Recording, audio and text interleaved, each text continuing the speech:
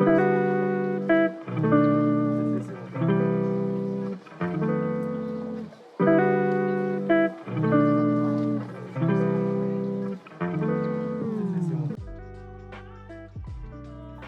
back to the Floyd Memorial Library podcast, a window into the soul of the North Fork of Long Island. We'll delve into the pulse of our community, its pressing issues, promising opportunities, and the rich stories that weave our shared history. I'm your host, Christopher Bianchi, and for episode 89, we sit down with Nancy DePas Reinertsen, co-chair of ReWild Long Island on the North Fork and the North Fork Suffolk Alliance for Pollinators. Nancy shares the fascinating story of her family's ancestry and their history in Haiti, where they were forced to leave due to political instability under the rise of François Duvalier. Her family eventually made their way to New York City, where Nancy grew up in Astoria, Queens. We dive into her childhood experiences, her journey through school, and her growing passion for horticulture during her college years.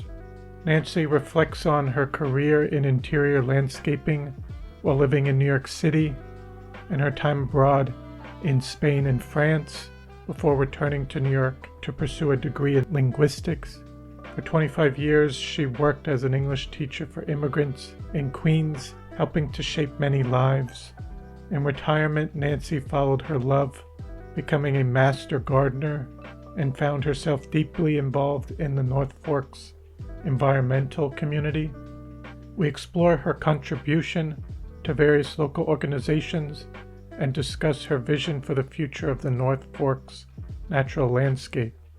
So I hope you enjoy episode 89 with Nancy DePas Reinertsen.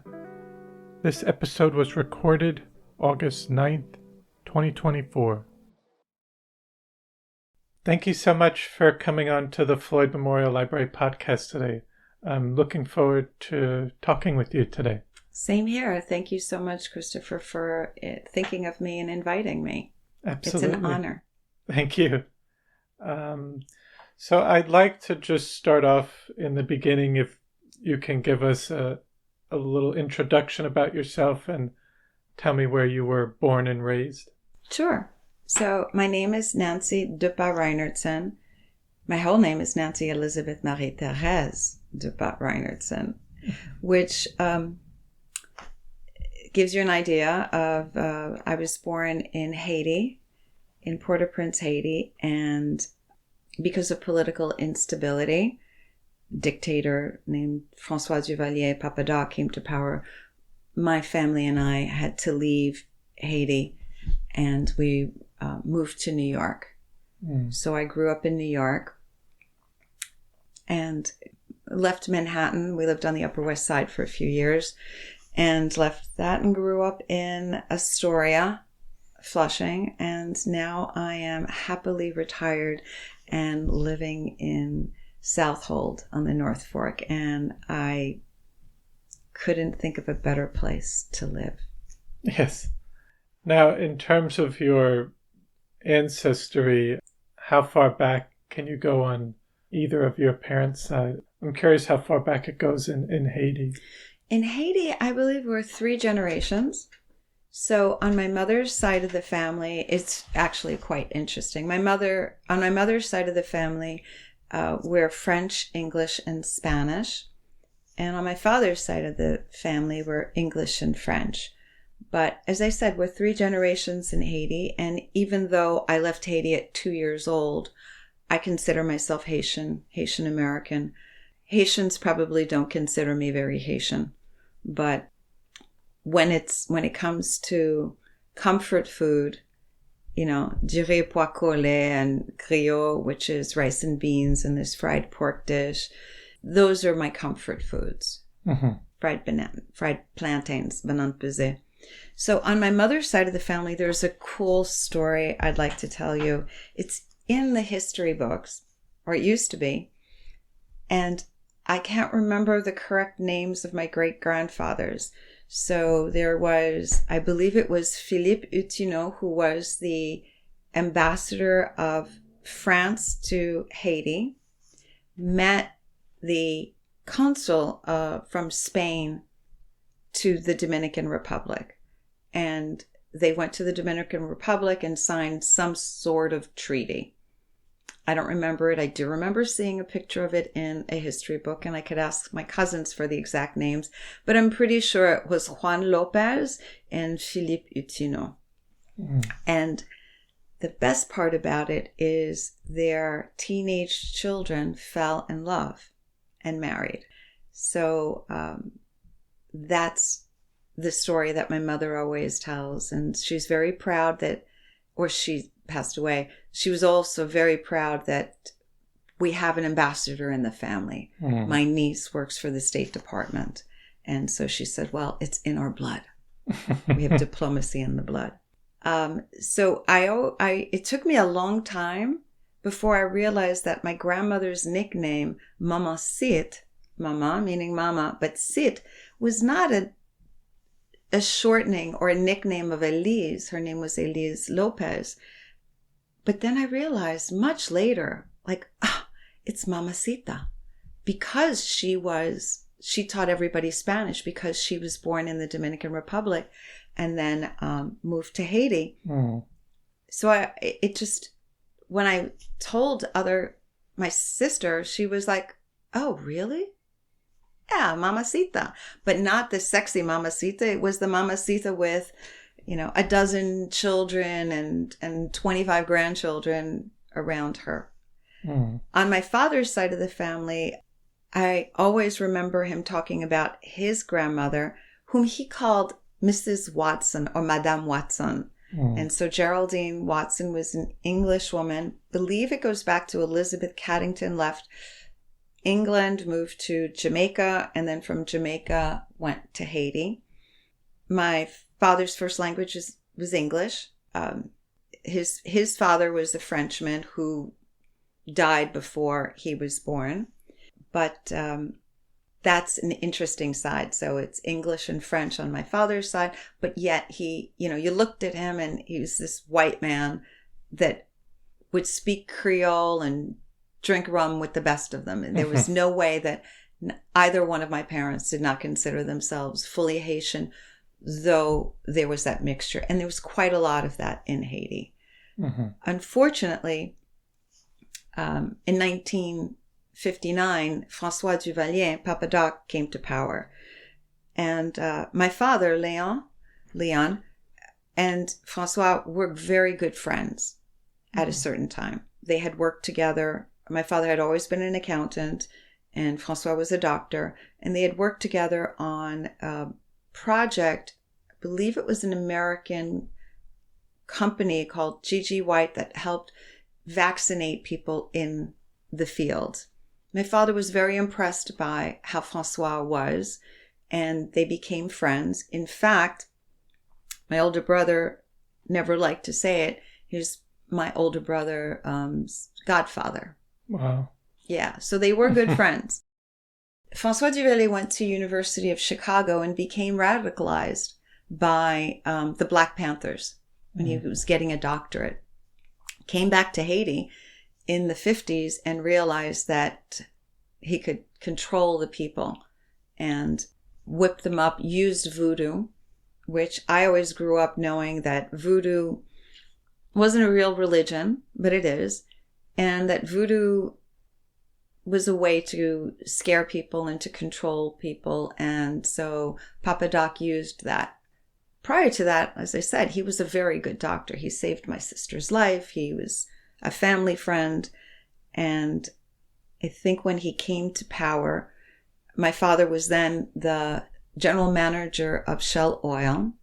He was the only, before and after, the only Haitian to have arrived at such a high position. Because before then, they always had foreigners. And he demanded that my father give the government oil and gasoline for free or at a reduced rate. My father said, Mon cher François, c'est pas possible. Not possible.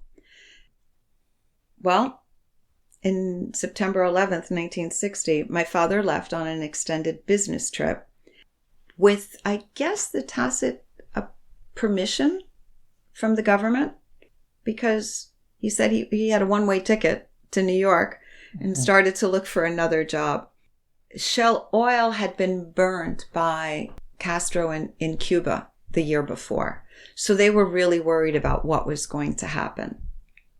And my father absolutely refused to give the government free gasoline and oil and then just double the price to regular people. He was a very moral and ethical man. So, but I do believe that their friendship is what allowed him to leave, and for my mother and the 4 children to stay until my father found another job.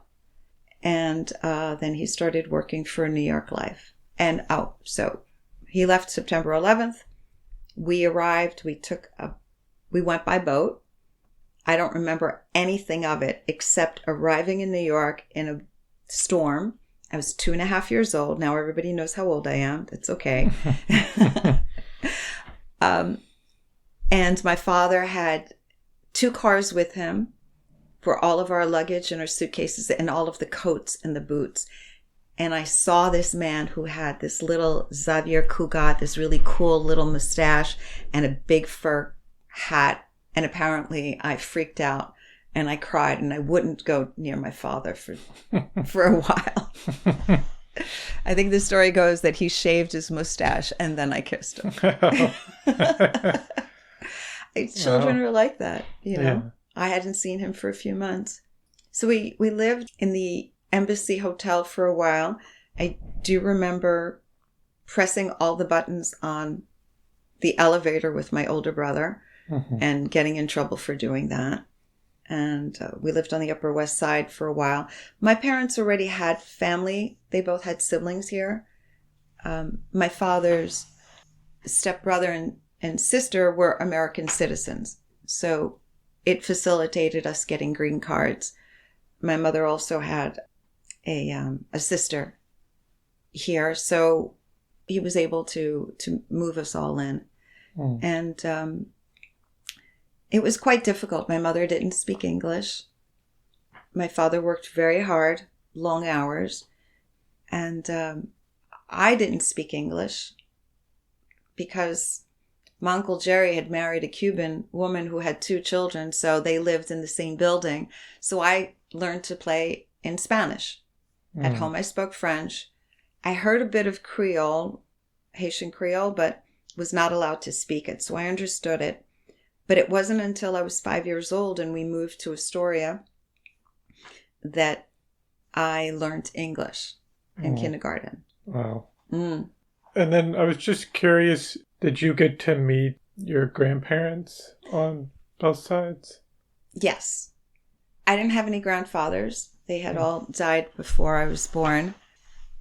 But my grandmothers, I don't remember a lot. I was 2.5, so I don't remember Haiti. But both of my grandmothers came to New York. My grandma Blanche, she moved to New York and lived with us for a short time. And she also lived in New Jersey, so we would go visit her.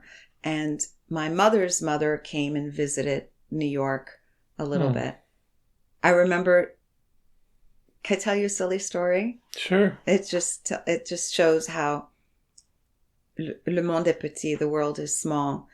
She was terrified of escalators and the subway, and I must have been 7 or 8 years old.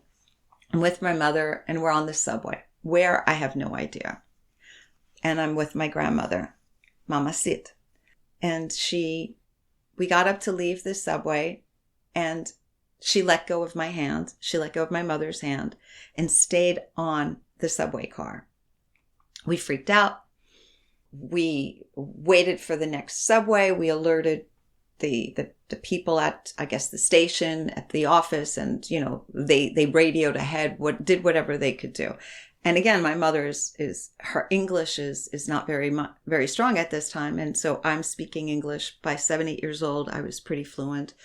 And she gets off at the next stop. We're 5 minutes away. She goes downstairs. She goes out into the street and she starts walking. Mamacita does not speak English. She speaks French, she speaks Spanish, she speaks Haitian Creole, she speaks Portuguese probably, but no English. And she sees a Shell gas station. She walks in, finds a Haitian, and says, my son-in-law is Leon DePas from Shell Oil. She found a Haitian who happened to have bought or was going to buy insurance from my father at New York Life. Yeah.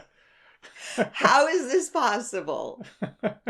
But I remember that vividly. And my father and mother would tell this story about, anywhere you go, you're going to find someone who speaks your language, who can help you. And the world is so small. I mean, for her to walk into a Shell station and say, do you know Leon DePas? So, yeah, that was a pretty intense story. I had forgotten that one, Christopher. That was it. It just came back after years. Nice. Yeah, it's a good story. And I was curious in terms of how many siblings you had. I mean, your parents brought over, in terms of whoever was born at that time. So I'm the youngest. My sister Marie is the oldest. She's 13 years older than me. And then there was my brother Len, who is Leon Henry Jr., but we all called him Henri in French and Len in English. And that's totally normal for me. Depends on what language we're speaking. And then my parents kind of took a break.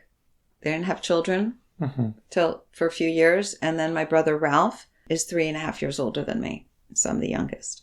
So there's 13 years between the first and the last. Okay. Yeah. On my mother's side, it was a very large family. My grandmother was widowed early. She had 6 children.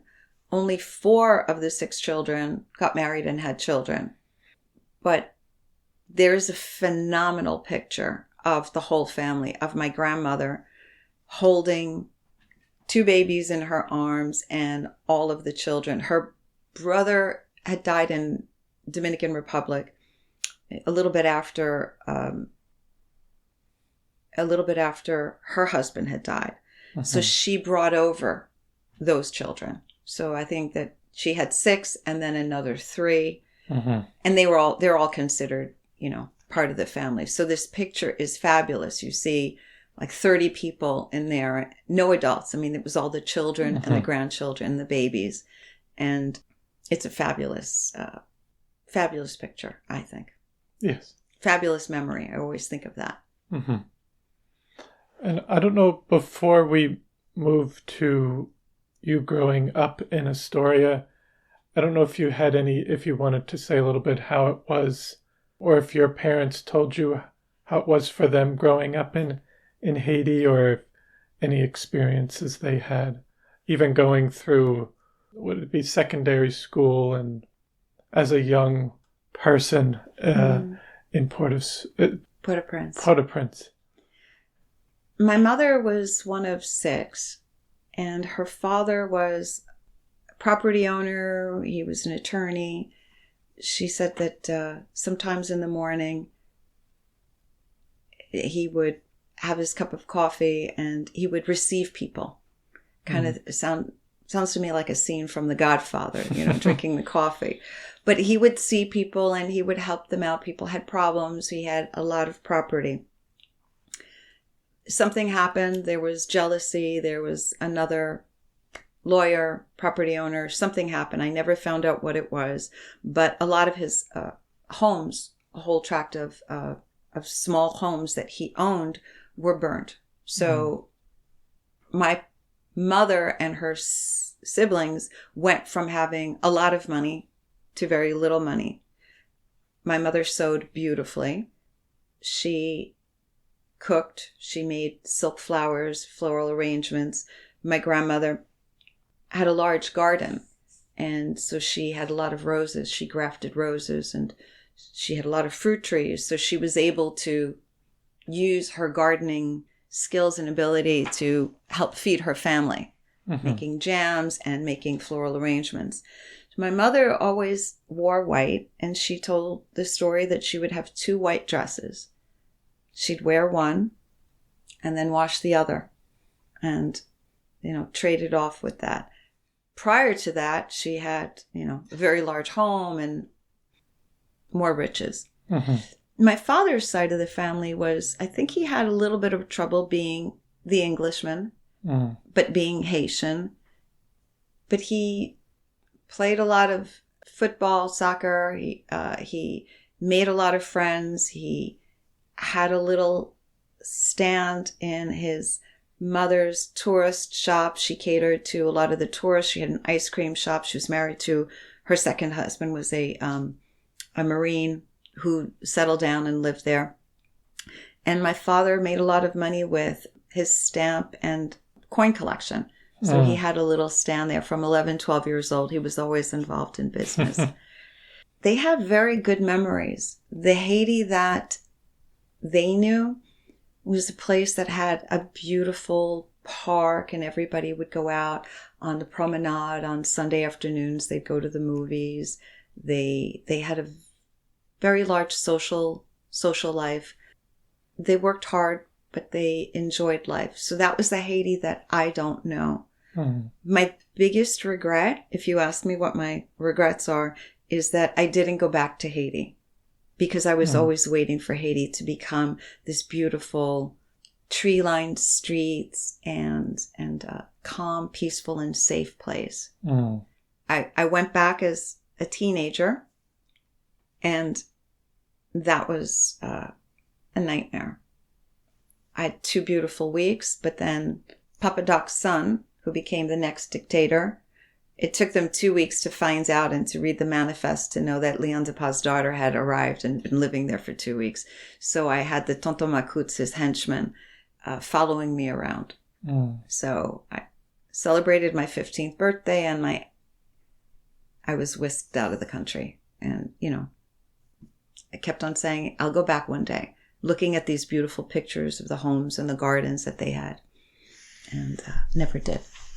Was that in the 70s? Yeah, in the 70s, yeah. So that was, like you said, when the son took over. Baby Doc. Yes. I forgot his name. Jean-Pierre? No, it wasn't Jean-Pierre. Jean-Claude. Jean-Claude. That's right. Yep. Was that in 71? Or yep. Okay. So the father was in from like the mid 59. 50s, 59 to 71. But then the son was in, I think, until almost 1990. I know that, 86. no, he was disposed in 86 because I was living in France in 86. And he also, he was living in France. And he and his wife just spent a fortune. They left the country and emptied the coffers completely. All the gold, all the money, everything.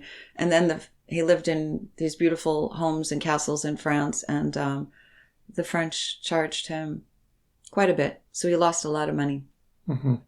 Spent all of it. Yes. Robbed the poor. I heard there was he used $2 million for his wedding from the government funds. Easily. Apparently, Michel Duvalier liked her furs, so they chilled. It's a tropical country. They chilled and air conditioned the palace, the White House, the palace, so that she could have dinner parties and everybody could wear their furs. It was just sick how they how evil people come to power, stay in power, and do everything they can, to rob the poor. But did you go back by yourself, or did your parents come with you? No, I went back with my uncle, who had retired, and he had been sending money back to Haiti to retire and to live there. So I went back with my uncle, but I stayed with other family. And he moved in with his... I'll never forget seeing, he moved in with this mistress, second wife. He had divorced his wife, and this is the woman that he married, and she also lived in New York for like 20, 30 years, saved their money. A lot of people do that. They go back to their home country. she showed me this beautiful house that they built, and she opens the curtains wide, and there's this river, beautiful river, and you see these peasants with shacks made out of like corrugated aluminum, washing in the river, fishing in the river, washing themselves, washing their clothes. And I said, this is what you look out when you open up your curtain? She says, yes, everyone has to live their own lives, the way you can.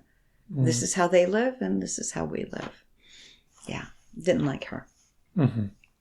And now to get to Astoria and your childhood, how was it? How would you describe the neighborhood, and how was it growing up there? Astoria was fabulous. It was fantastic. I loved Astoria.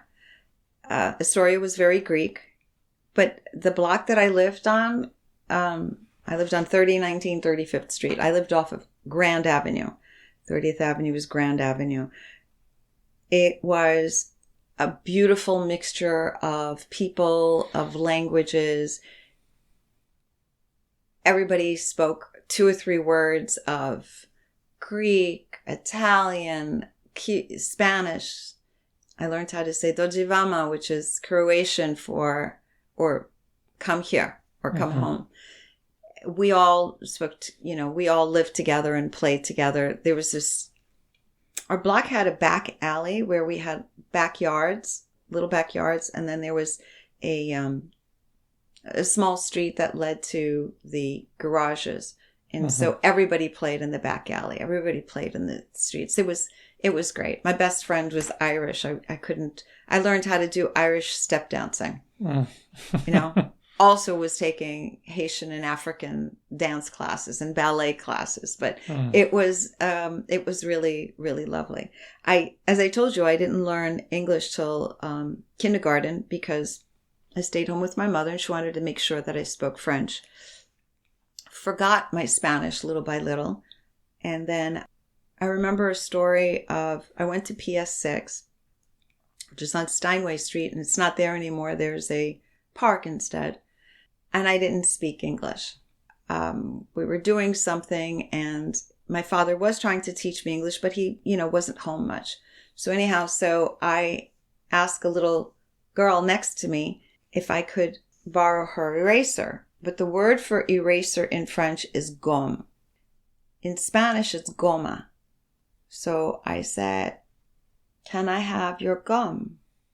Ew, she's disgusting. She wants gum. She wants me to give her the gum.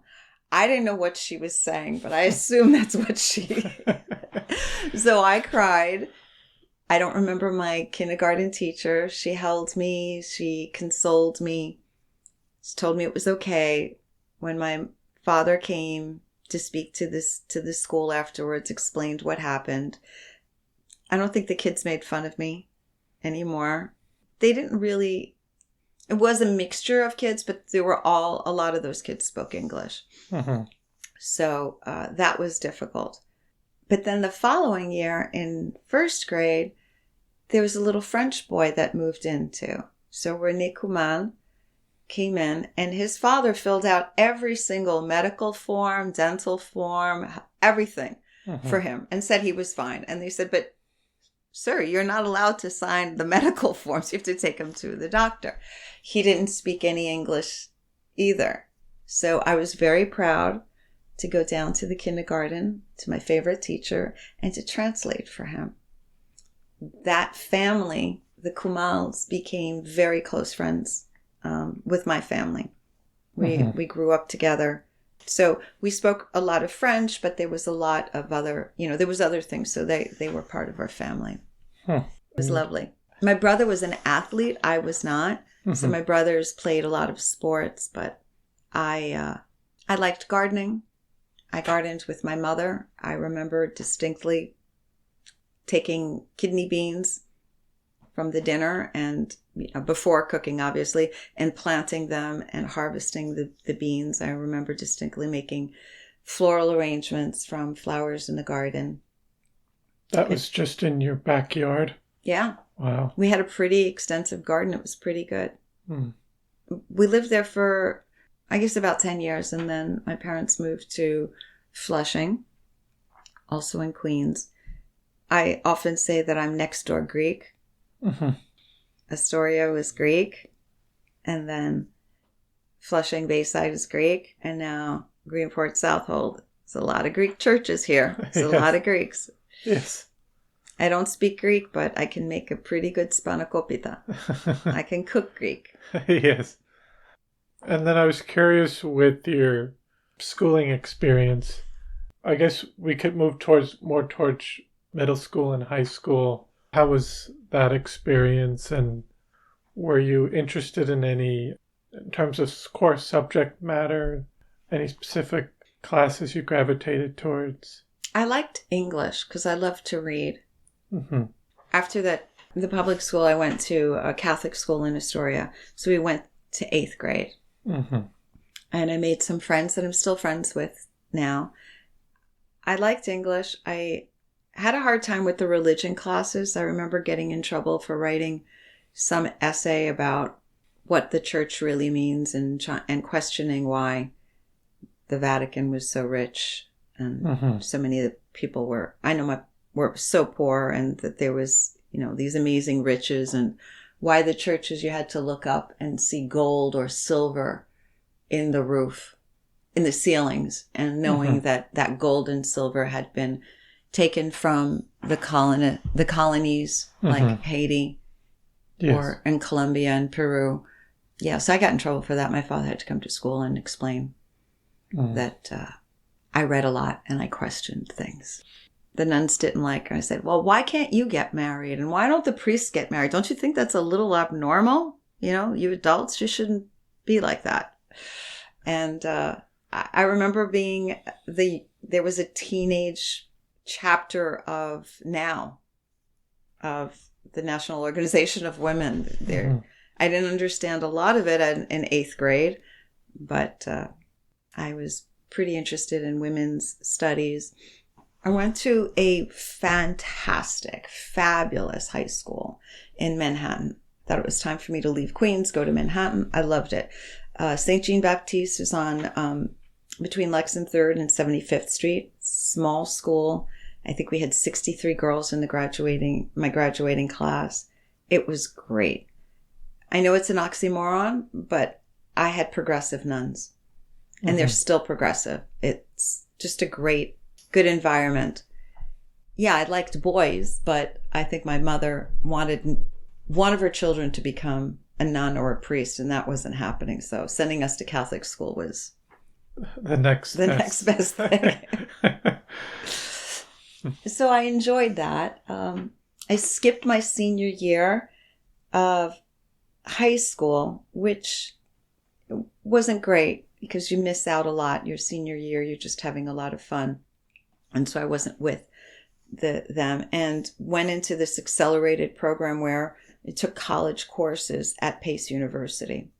And that was a weird thing. I don't think they do that type of a program anymore, because they took 5 girls from St. Jean's and 12 boys from St. Agnes, which was in Manhattan. And they had us taking classes in the school in Manhattan at St. Agnes, in the boys' school. And the teachers would come to us from Pace University. And once a week, we would go down to Pace.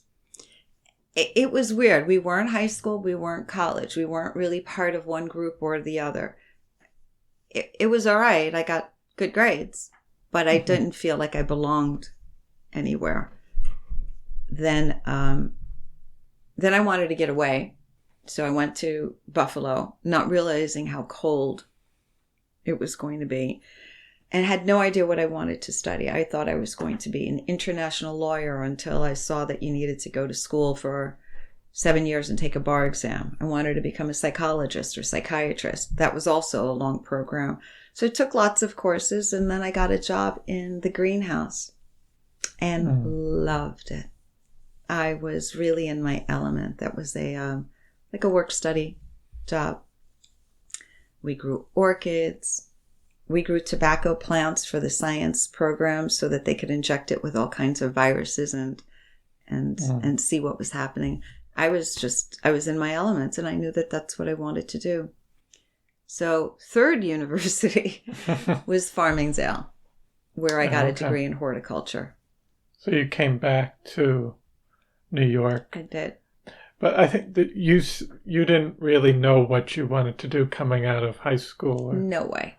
No clue. My sister was going to be a teacher, and I'm like, that's so boring. I don't want to be a teacher. Both my brothers were already working in photography, wedding and portrait photography. I worked a little bit for my brother. I'm still the person who's going to take a picture of you when you blink. But now I take a lot of pictures. So I enjoyed working around my brothers in the photography. I mean, I modeled. It was ridiculous. I'd model wedding dresses when I was 15 years old to teach the photographers how to pose the brides and the groom and all that. But that I knew that's not what I was going to do. And I was kind of I thought I was kind of like a little goofy looking because I had these super thick glasses and my hair was kinky curly, and you know, a lot of my friends had this beautiful straight blonde hair or long hair, or they had these short afros. What was great about St. Jean's was that we had a wonderful multicultural mix of students. It wasn't just Upper East Side girls. We had everybody there. So I felt comfortable there. But what I was going to do with my life, I don't know. I do remember going to a psychology class, seminar, saying, wow, this is really interesting. And then I went to a Christmas party and I thought, oh man, these people are really weird. You have to be a little psycho to go into psychology. I don't know.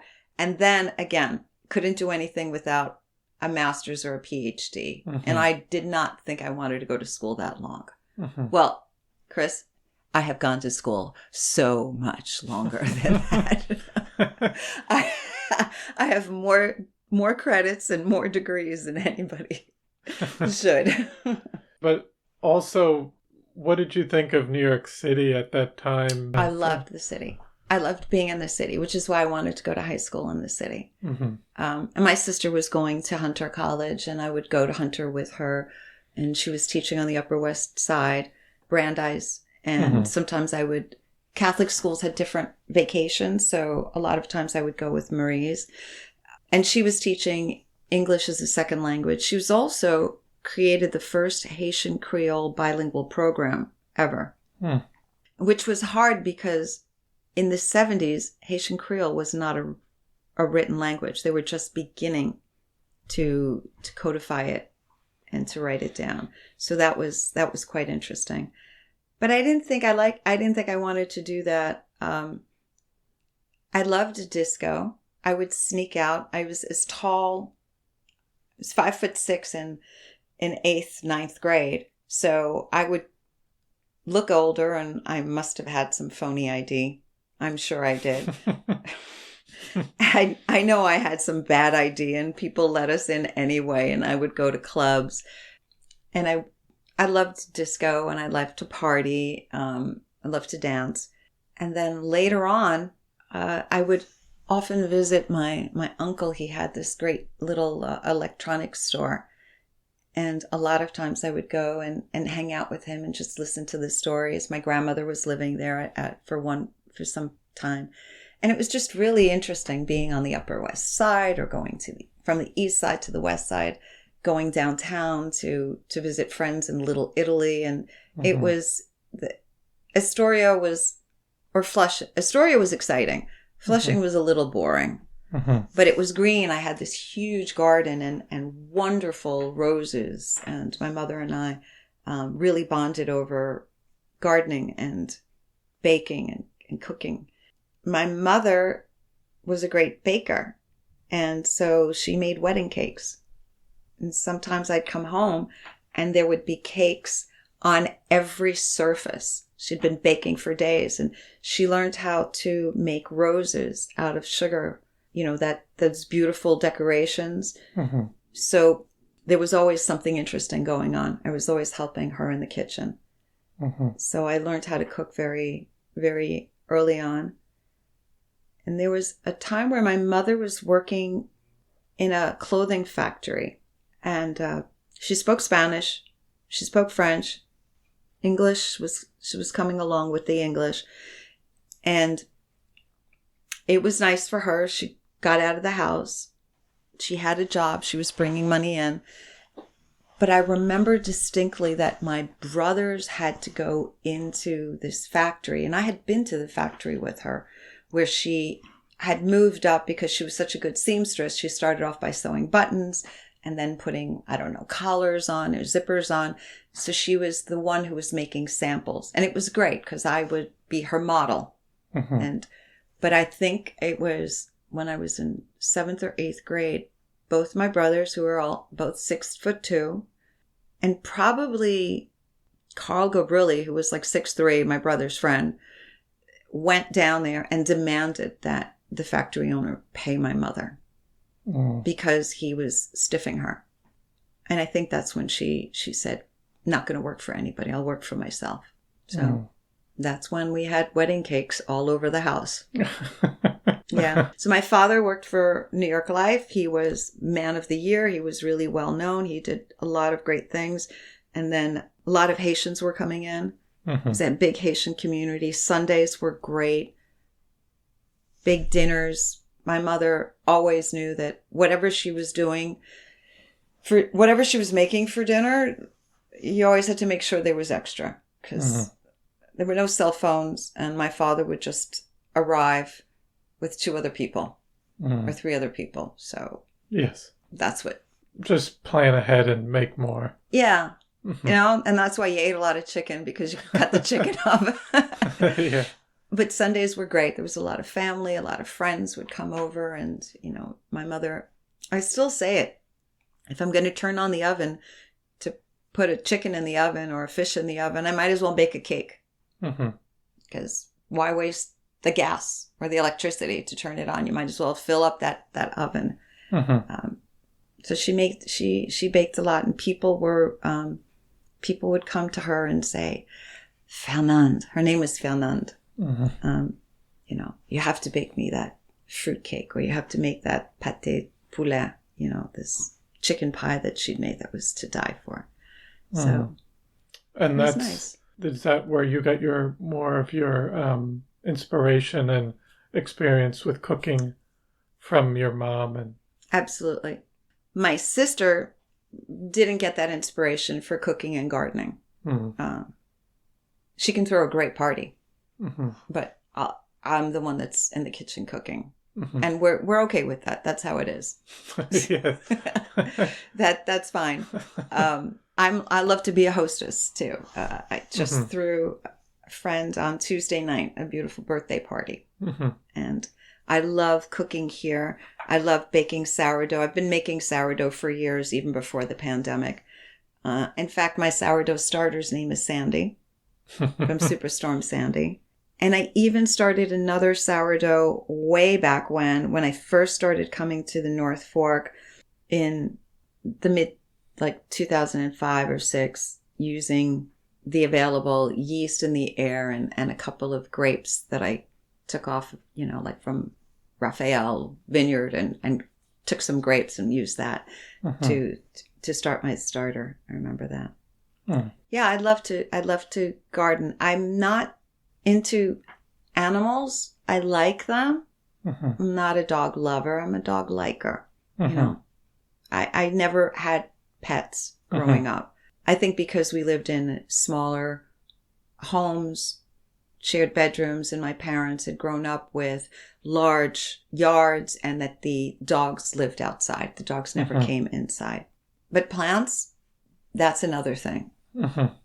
You know, there's all those intelligences. There's within plant. There's within the plant world, but the people have different intelligences. So there's some people who have more spatial intelligence and in nature intelligence. And I get out of the subway and I lost for a while. I don't know which way I'm going, where other people just know exactly where the directionals. I don't have that spatial. But I do have that intelligence where, I really love nature, plants. Yes.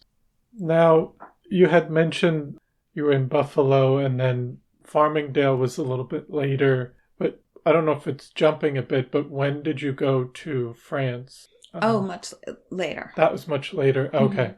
So what were you thinking of doing now after Farmingdale? So after Farmingdale, I had a degree in landscape design, and I started to work in interior landscaping because that's when the time, let's see, I graduated high school in 76, Buffalo in 78, so Farmingdale in 80. Mm-hmm. 5 years of college for a 2-year degree. Not bad, huh?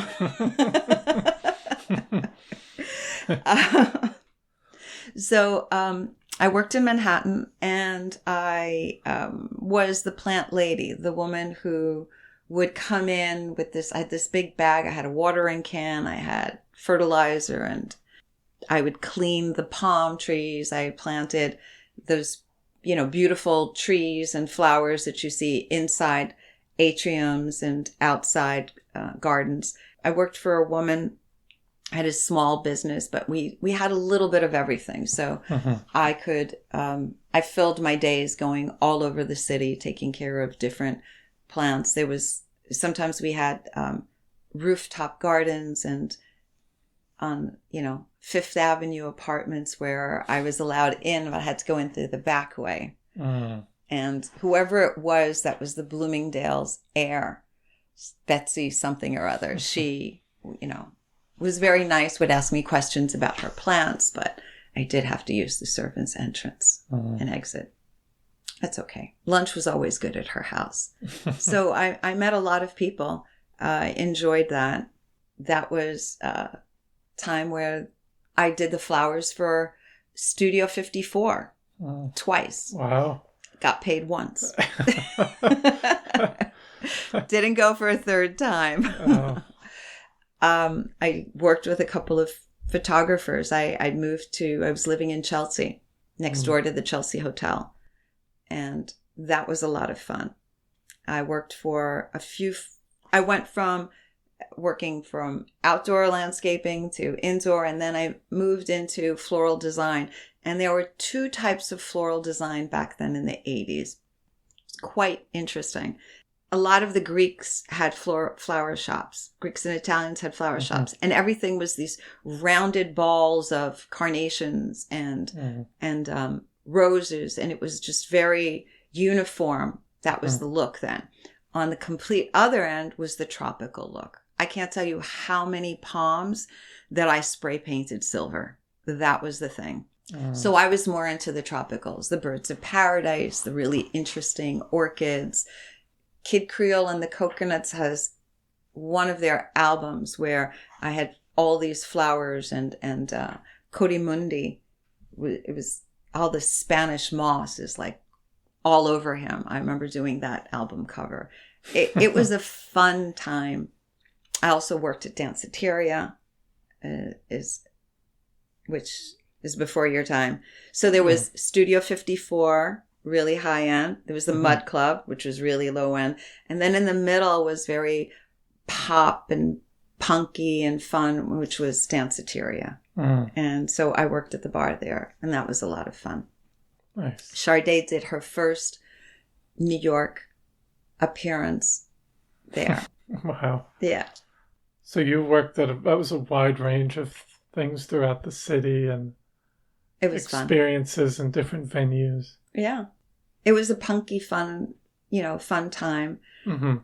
This leads to going to France. I had a friend whose boyfriend walked out on her fiance, left her. He walked out on her, whether he left her at the altar or very close to the altar, but he also took her money. And she found out that he was in Spain, possibly. First, she thought he was in England, and then she thought he was in Spain. So she said, let's go to England for vacation. We had some friends in England. I'm like, great. So with Maria Duval, we go, and we hang out with our friends, and she finds out that he's in Spain, in a small beach community town called Benidorm, near Alicante, south of Barcelona. And so I said, sure, I'll go with you. At that point, I was working for my brother Ralph, who's a photographer. And I guess I had a history of people not paying me. So I hadn't been paid by my brother. So I said, well, might as well take a vacation. Mm-hmm. And my father gave me his blessing. So I leave. She finds the boyfriend. He said, listen, if I wanted to be with you, I wouldn't have left and I wouldn't have taken your money. And I've spent all of your money anyway. And I fall in love and meet my first husband, who was French, living in Spain. So I lived in Spain for a little bit. We were in France for a few, back and forth. That we were married for a few years, 6 years, but we broke up when my son was born. He wasn't quite ready to be a father. So I moved back home with my parents. So moved back to Flushing, and they welcomed me with open arms and my baby. And so Damien didn't have a father, but he had a grandfather, which was pretty awesome. Yes. Yeah. So that was good. And at this time coming back, because I think later on you became interested in linguistics. Mm-hmm. Because you ended up starting teaching English to immigrants later on. I was curious when that started. I was teaching English in Spain. Spain had just joined the European Union, so the regulations there, and I didn't have papers, which is why every few months I would have to go to France, stay with my in-laws in France for a few days and come back. So I didn't have working papers visa. I did apply to a few schools and they said, sure, we'd love to have you. Everybody wants the American accent instead of the British accent. It'd be great to have you. But if there is someone who is from the European Union, we have to hire them. Mm-hmm. So I got hired kind of off the books. Didn't get to work for, the big schools that I wanted to. So I did teach English and I loved it. It was fun. I had a great time doing it. My sister was already doing it. She sent me some books. And so I had private classes. I taught it a little after school program. And I said, I could do this. I'm good at this. So when we moved back to New York, I said, well, when I left New York, floral designers were making $7 an hour. And now, 6 years later, they're still making $7 an hour. Mm-hmm. So maybe I should find a better, more stable job that pays me a little bit more. My sister convinced me to follow in her footsteps. And I went to Queens College, got a degree in linguistics, second language acquisition, went to the CUNY Graduate Center because I was working on my PhD. And that was a program, again, a skipping program where you could go from your bachelor's and then immediately start, your master's PhD. Mm-hmm. So I started that and then I said, this is too long. Everybody that I know that works in a university and teaching linguistics bounces around from country or from school to school. And do people really care that I write an essay on, is grammar so important, or which is better to learn English in a conversational way or through grammar and rules? Or do you care that there's an apostrophe S on your tomatoes or no S? I mean, it's just apostrophes really made me crazy. And so I realized that getting a PhD, and doing all of that work was going to take too long. And then at the end, I was not going to be thrilled with it. So I got a master's in second language acquisition and started working in 99 for the New York City Board of Ed as a high school teacher. Back in, can you guess? Where did you think I worked? Where do you think my first job was?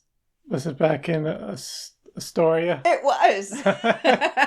I worked at Bryan High School, which is where my brother Len had gone to high school. And so I felt so good. I was back in Astoria. I'd stop off and, eat spanakopita and pick up, get really good Greek olives and oil on my way home from work. And did the neighborhood feel the same? Or was it starting to change at that point? It was changing. We had a lot of Bangladeshi and Indian and Pakistani students. I felt an affinity with them. I spent the summer in India, my 21st birthday in India. My sister lived all over the world. Her husband was a banker. And so I got to spend the summer with her then. And so I worked a lot with those students. It was a great mixture of kids. And after 2.5 years, I moved to a fantastic school, which I'm sorry to say no longer exists. Newcomers High School, which was the first all-immigrant high school, public school in the city. And with a great vision, great people. The principal was just amazing. I loved that school. Loved the students. There were maybe 9,600 countries that had come through that school. There were times that I would be in a class, I'd have a classroom of 34 kids, and 20 different languages were spoken. It was fantastic. Wow. Loved it. So much fun. So hard. So hard, but so much fun. So many different, just the cultural experience, and then see if people can interact with each other, even if there's some barriers with the language. But you said that school closed later on. It's changing. This summer they're changing the name of the school from Newcomers High School to Atlas. I have no idea why. They have a horrible principal there that just, I don't think she likes immigrants.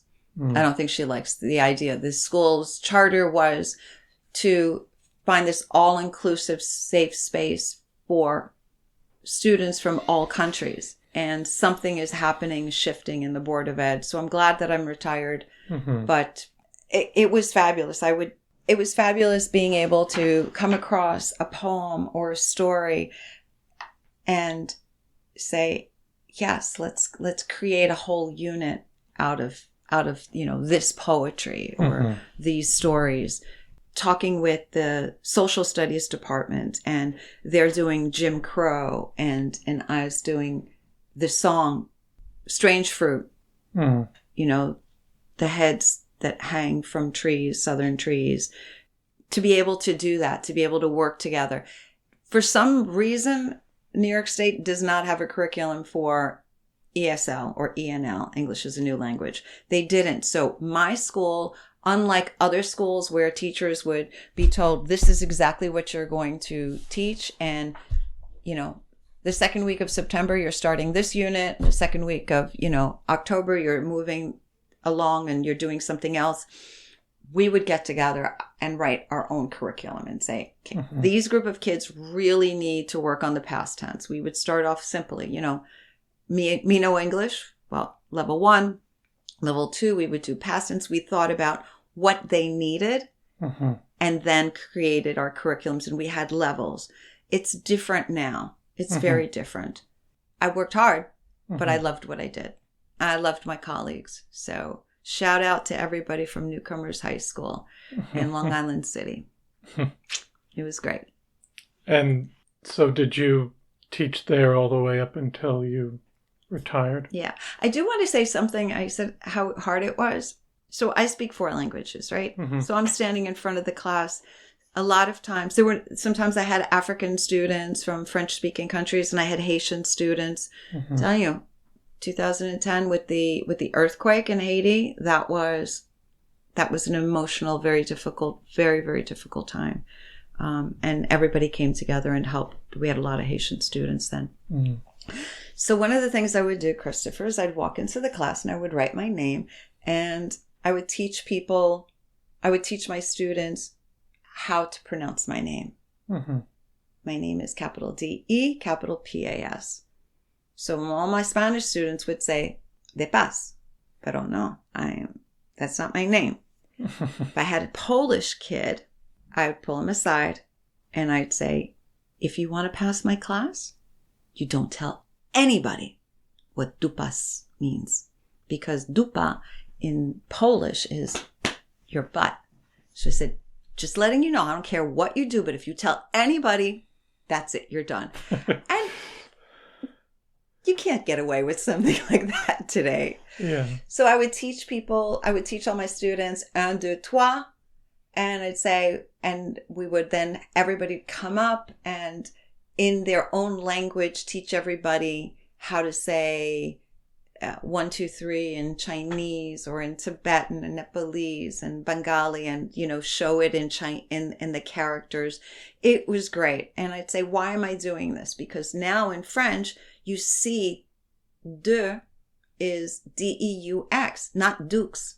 Mm-hmm. Toi is T-R-O-I-S, not tois, toi.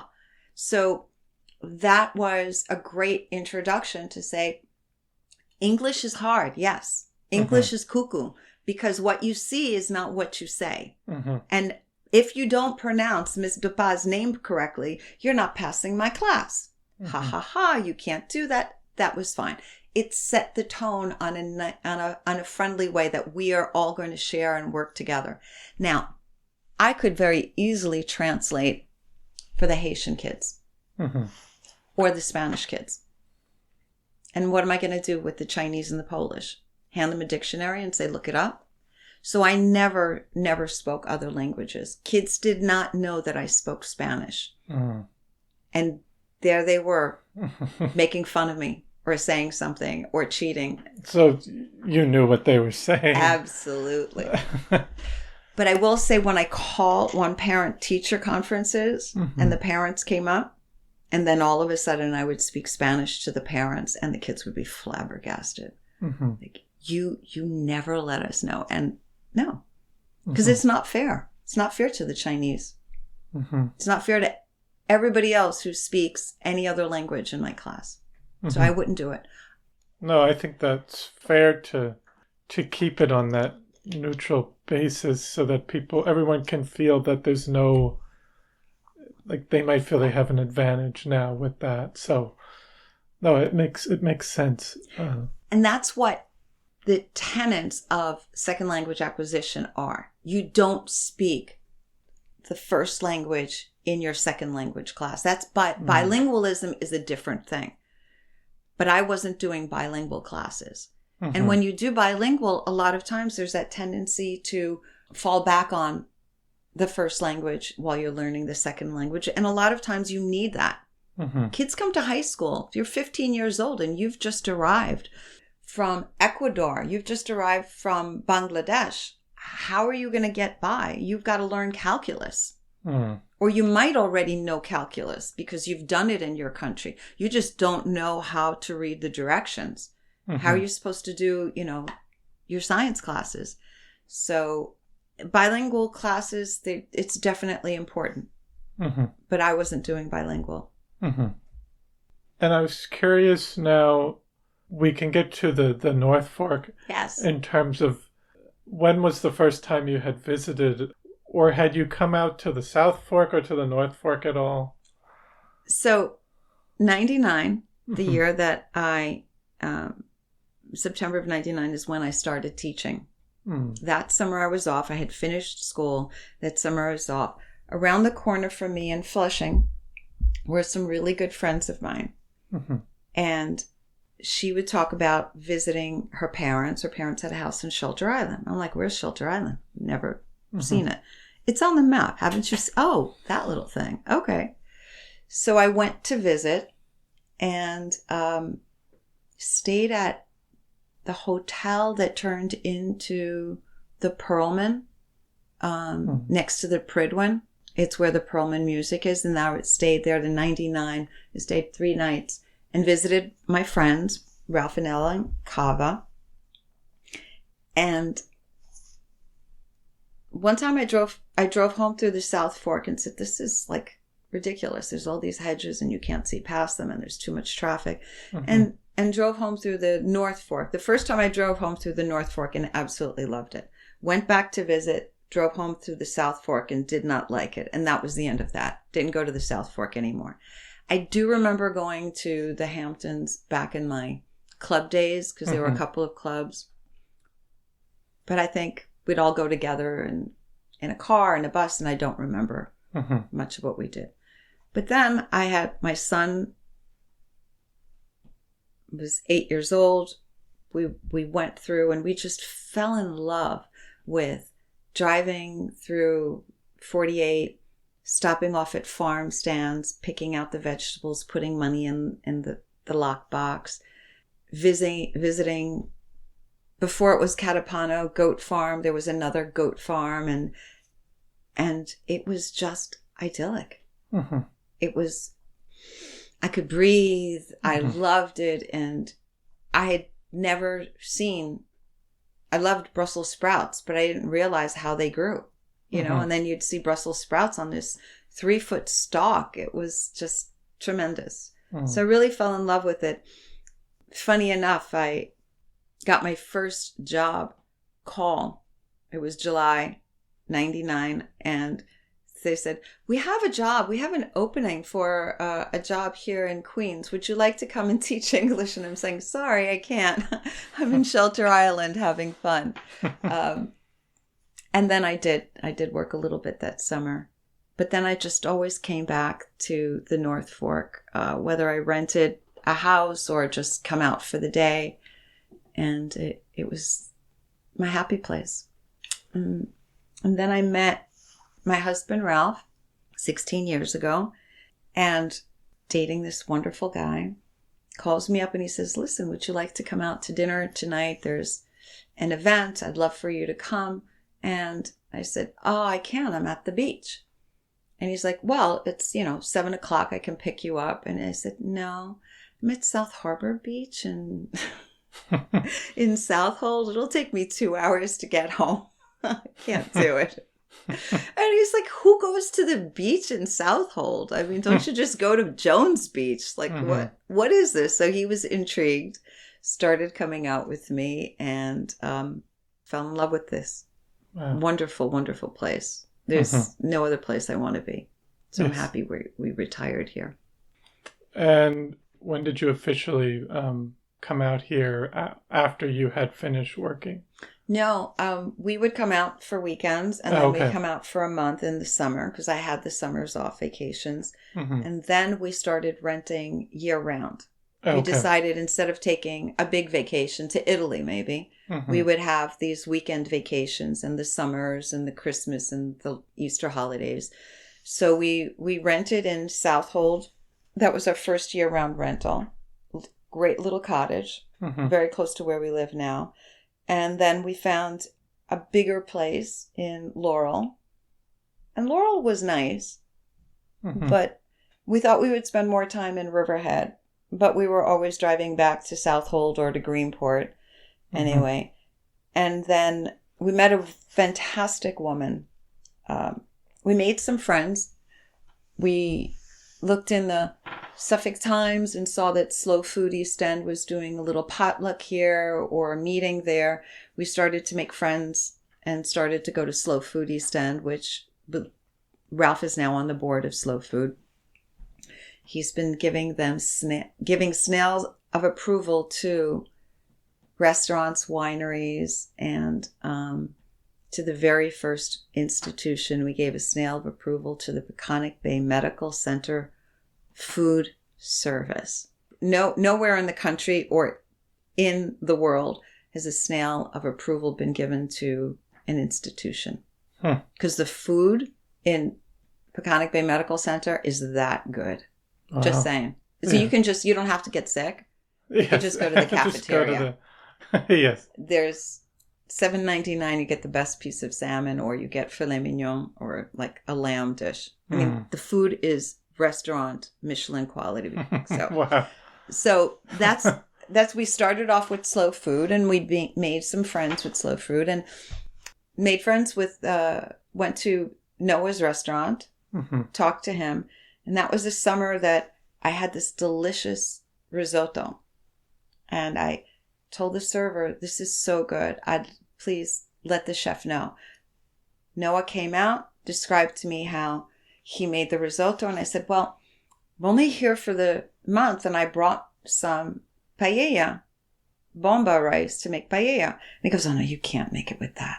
Went into the kitchen, came back with a Tupperware full of risotto rice and cannaroli rice and said, use this. Mm-hmm. Who does that? Mm-hmm. So we liked him. And he said, you got to meet my parents, Penny and Paul Schwartz. They'll really like you. They need some friends out here in the North Fork, because they're... And so we became friends with them. Fast forward a few years ago, it was 2016. We're at dinner with them, and one of Penny's best friends said to us, you guys love it here. When are you going to live here full time? I said, well, I'm going to wait till I retire in 21, sell the house in Queens, and then buy a house out here. Well, because she knew what the market was like, Mary convinced us to sell our house in Queens, in Flushing. I had inherited and bought out my siblings from my family home in Flushing. And Ralph moved in with me. So sell that house in Flushing because things are going to change. She knew about the interest rates. And there were many, many, many Chinese and Koreans in Flushing. At that point, Flushing was just really becoming very, very Asian. She said, the market is hot there. You could probably sell your house for cash. We did. And then buy out here. I said, but I can't. There's no way. I don't like to wake up in the morning. How am I going to get to work at 8:15? She said, just rent in Queens. We did. We took her advice. Oh, the garden. My mother's garden and my garden. The person who bought the house knew the house, and she loved the garden. So their gardens always, plants are always in their peonies. She loved the peonies, yeah. So we sold a house. We actually rented for 2 years, lived right in the same neighborhood, bought our house in Southold. And then when the pandemic hit, I remember clearly we went to work that St. Patty's Day, and they had closed the schools, and nobody knew what was going on. We had no clue. I mean, we didn't know if we should wear gloves or masks or put papers in the microwave to get rid of the germs. We had no idea. But I had already worked with Google Classroom. I had already done a lot of work on the computer with my students. So when the principal asked, who knows how to teach, who can turnkey, who can teach everybody else to go to Google Classroom because we have a week to learn this. And I said, I would. And then I said, how many people are going to be in the classroom with me? We had windows open. And she said, I don't know, 15, 25. And I said, oh my God, I don't think so. I said, I think I'm going home now. I'm going to take the rest of the week. I'm going to pack up my stuff, whatever I need. And no. And so I called Ralph, my husband, and I said, it's 9:00. I'm going home. And he said, okay. We packed up a little, picked me up from Flushing, picked me up an hour later, went home to Flushing, packed a bag, and then went straight to our home in Southold. And then I taught from Southold. Wow. I taught online. The hardest 2 years of my life, 3 years of teaching. Yes. It was tough. Everyone was trying to get used to that. And I think just making sure the children would be paying attention, and it was just everyone was kind of navigating this new. It was so hard, territory. Chris. It was hard. The kids weren't paying attention. My kids were learning English. They were Google translating everything. They were giving me stuff that I would say to them, don't you realize that all I have to do is put in a sentence that you've written to me, and I know that you got it from Wikipedia or from a paid program that you paid to get this paper written? And I was teaching a class which is similar to what we're doing now. I taught a College Now class where the students got college credit for a communications class. How hard it is, and I designed this wonderful interview program. So I taught kids how to interview like you're doing. Yeah. By the way, you'd pass my class. Thank you. You would. Because you did the right thing. You made me comfortable beforehand, asked me a few questions, let me see them. And now I'm relaxed and I'm answering and we're just having a conversation. Yes. So that's what I taught the kids to do. And our program, I taught at LaGuardia Community College, which was across Queens Boulevard from Newcomers High School. But the kids would take classes right after school in their classrooms. The program that we did was about inspiration and goals. And they had to interview somebody that inspired them, somebody that they respected. At first, a lot of it was they'd interview a teacher, their favorite teacher. And that was good. I kept it in the school. And some people said, nah, can I interview my grandmother or my coach? So we did that. And then the students had to turn around and write a speech, which they had to deliver. So doing that on Zoom was so hard. But at the end, it was very rewarding. The kids learned quite a bit. Teaching online, where you had this little boxes and you would see everybody on Zoom and the kids would not show their face. And by law, we were not allowed to ask them to turn on their cameras because Johnny said, I can't turn on my camera. I'm working and my boss doesn't like it when I take my classes during the work time. I'm like, okay, I understand. Where Raphael, I would say, please, Raphael, do not get out of bed. Just stay in bed. Just stay in bed. Just don't, and I knew I had Muslim girls and I was like, Raphael, just put a shirt on. Please don't do that. Yeah. Yeah. He was a little wild. And I think there was even some other cases where people would be doing it while they're driving or they would be shopping for groceries, or even if it was a long lecture, some people you would see they might fall asleep in the background. So there was just all these new things that... I do remember teaching that college class that was afterwards. Not my regular classes, because I had them very regimented. I had to write lesson plans and everything, and there were all these programs that you learned, and everything was all games. It was all fun and games, and the kids then enjoyed the games. But then when it came to doing the real hard work, they were not equipped anymore. I think they'd lost that. But for that college class, I do remember distinctly being at the beach. I do remember distinctly showing up to Deep Roots Farm and flipping my phone and saying, say hi to Michelle, the farmer, and look at all of this great produce that I'm buying. That was fun. But it was difficult. It was very hard. I feel sorry for the parents that had to juggle multiple children. Everybody sitting around the same kitchen table, working on different projects, taking different classes. I feel sorry for them. It was a difficult time for everybody.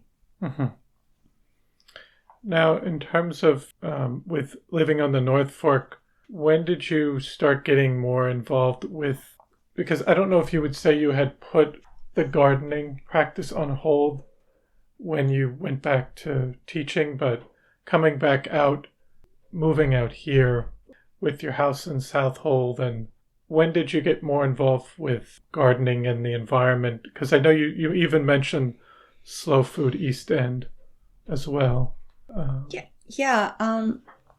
was all very organic.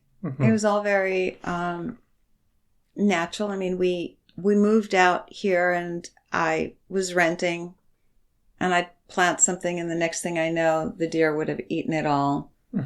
Or moles and voles. And so I was interested in that. And with slow food, I knew a lot more about oyster farming.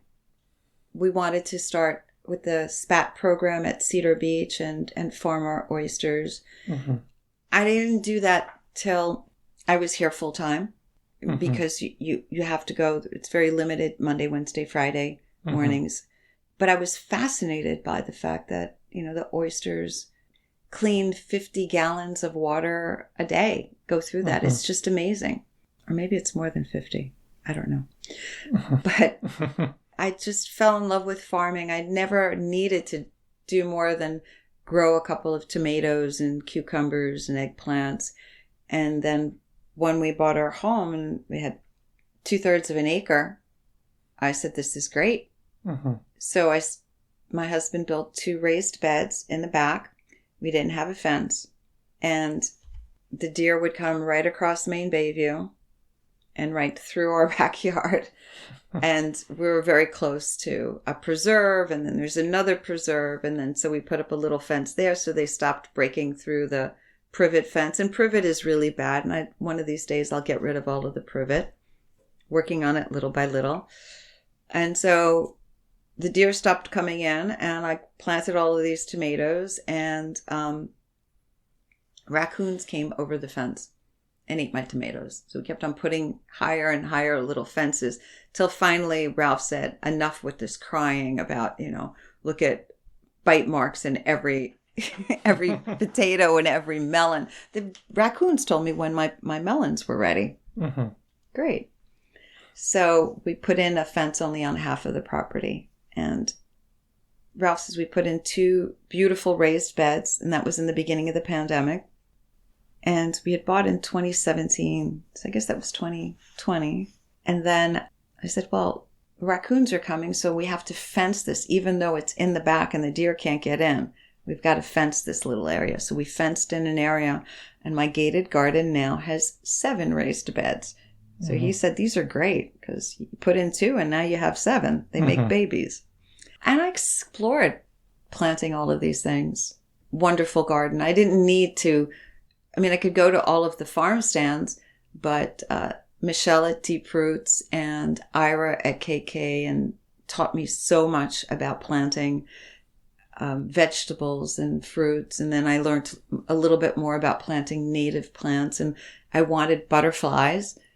So I knew I needed to get extra dill and parsley because those beautiful black swallowtails would eat up all of the dill and parsley, and that's easy to replace. But the joy of seeing a monarch on my milkweed or on my roses and zinnias and some of my native plants, that just blew my mind. So little by little I got into it.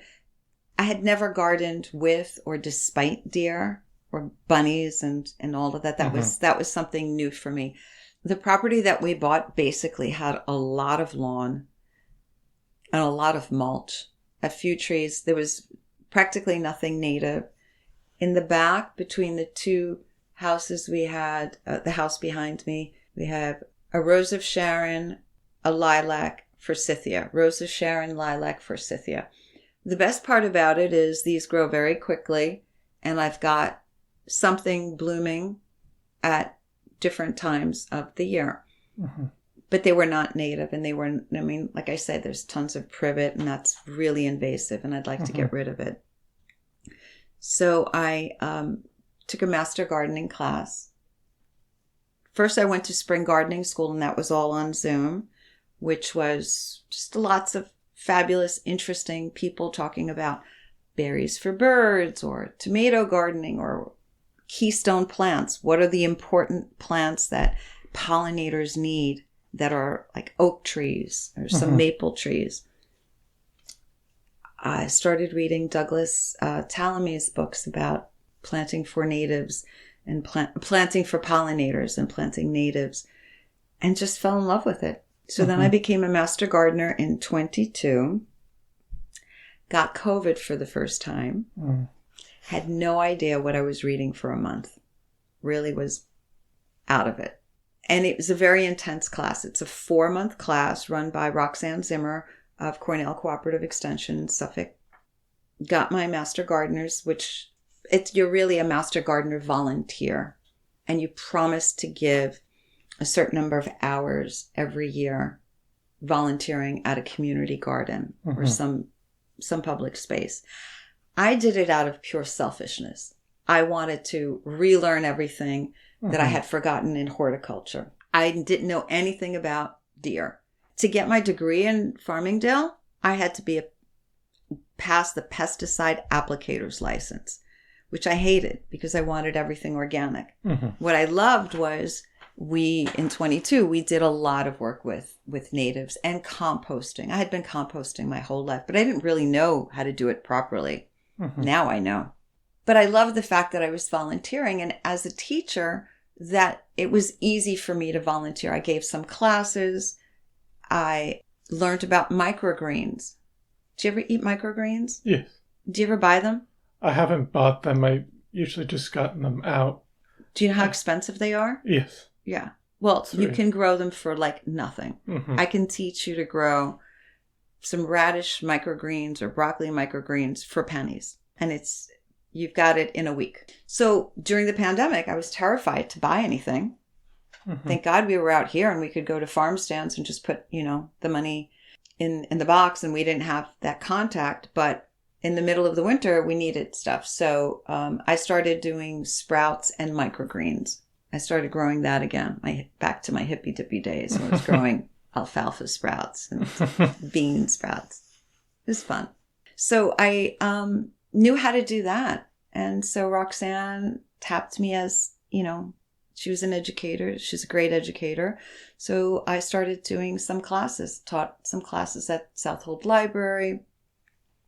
Val at Chicks Agway in Southold had me teaching classes, and I had a great time. It was a lot of fun. But then the following year, I became a TA, a teaching assistant, because I wanted for the Master Gardener program, because I missed so much. So it was a good opportunity for me to revisit the material that I had missed. And I made some great friends and good friendships, and I love it. It was a great, important time of my life. And at that point, when did you get involved with ReWild? So again, very natural, very organic, going from one step to another. 22 became a master gardener. In the beginning of 23, Roxanne created this umbrella organization called Suffolk Alliance for Pollinators, and where she wanted to get together all of those like-minded organizations, not so much individuals, but teaching organizations, or the seed librarians of Suffolk County, Quagga Wildlife Preserve, Peconic Land Trust, and ReWild. And I met Raju Rajan from ReWild, and he talked about their vision of having more native gardens and changing that landscape and getting rid of that useless monoculture desert called the lawn, and putting in native plants. And that what they were doing was starting one by one, creating community gardens where people could see that and pass by and say, well, I could do that in my front yard. I could do that as well. So I was introduced to Raju. We started this SAP program, Suffolk Alliance for Pollinators. I became, with two other fantastic women, the North Fork Suffolk Alliance for Pollinators. So Deb Kimmelman, who's a teacher at Southold, science teacher at Southold Elementary, and Taralyn Reynolds, who works for the group for the East End. So, and she really was the person who knew about native plants and restorations. I was a newbie in this. We were doing slow food. My husband became on the board of slow food, but we wanted to get more involved in like local politics, local civics. So the Southold Peconic Civic Association had just been created. It's not even quite 2 years old. And we said, well, we have to join this. I went to a meeting with SAP, with Margaret Stein-Bugler, and then she said, next Tuesday we have this really interesting meeting of the Southold Peconic Civic Association, and there's this group called the Environmental Advocacy Committee. You'd really like it. So I wasn't driving at that time. I had some issues with my vision. So Ralph took me to the Southold Library. He's sitting in the back. He's doing like Wordle or something on his phone. And he got bored waiting for me. He went upstairs and was like, are you finished yet? In the meeting. So he sits in the back of the meeting.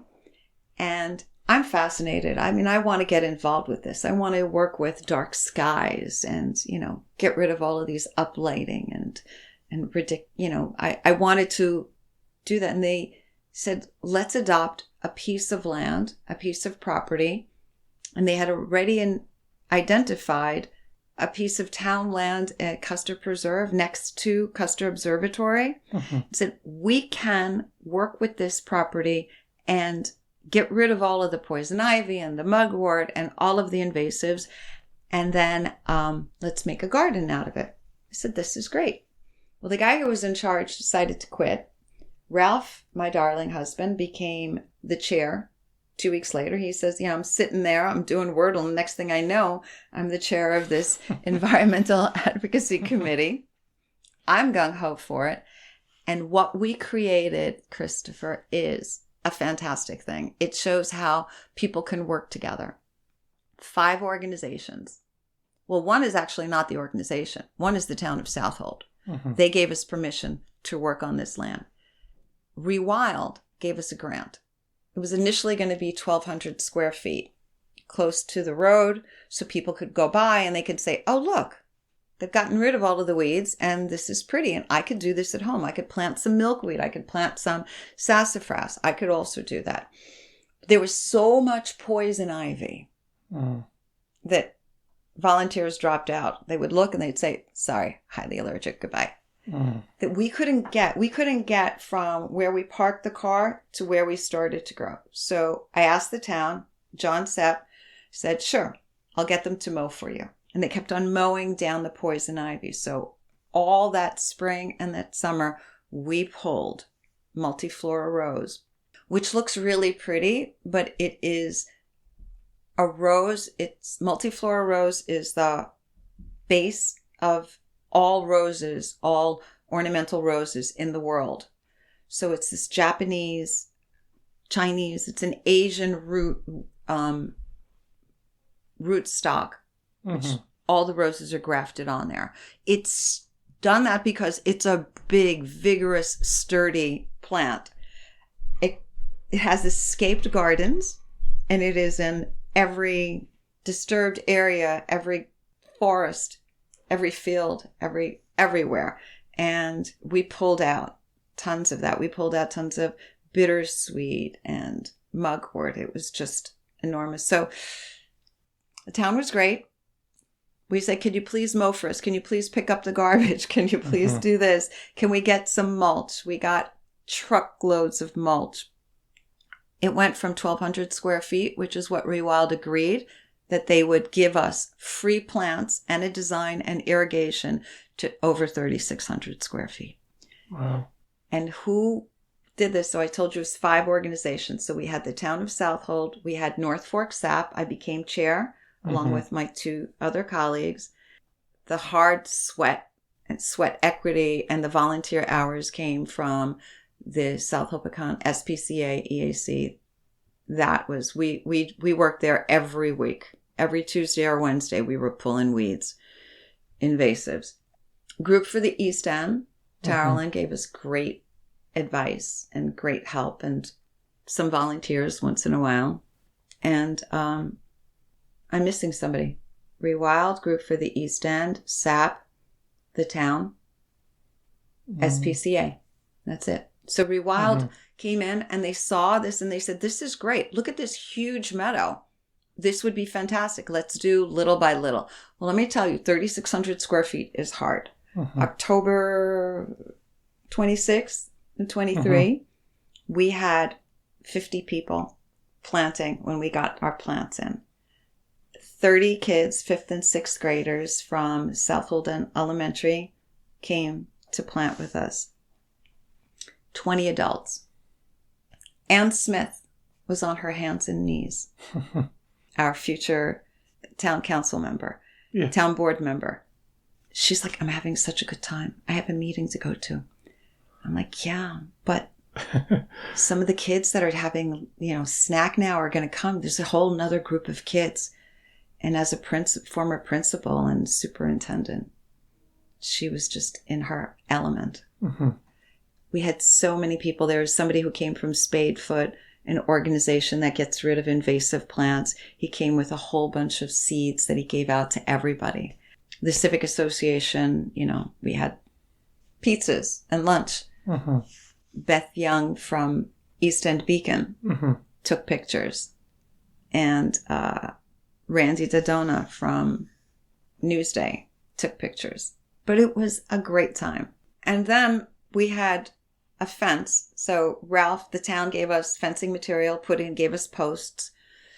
So the fence was a little smaller, temporary fence, because you really need to give new plants a chance to get established. Otherwise, the deer's going to eat everything. Oh. So we didn't have enough posts. So we made an uneven, it wasn't exactly a perfect rectangle. We used some of the trees, wrapped the fencing material around it.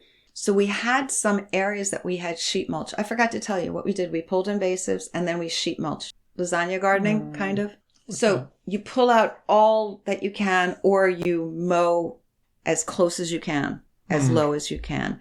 And then you put down organic matter. You put down layers of newspaper and cardboard, lots of cardboard. And then we put down mulch that we got from the town. So everybody was saving cardboard.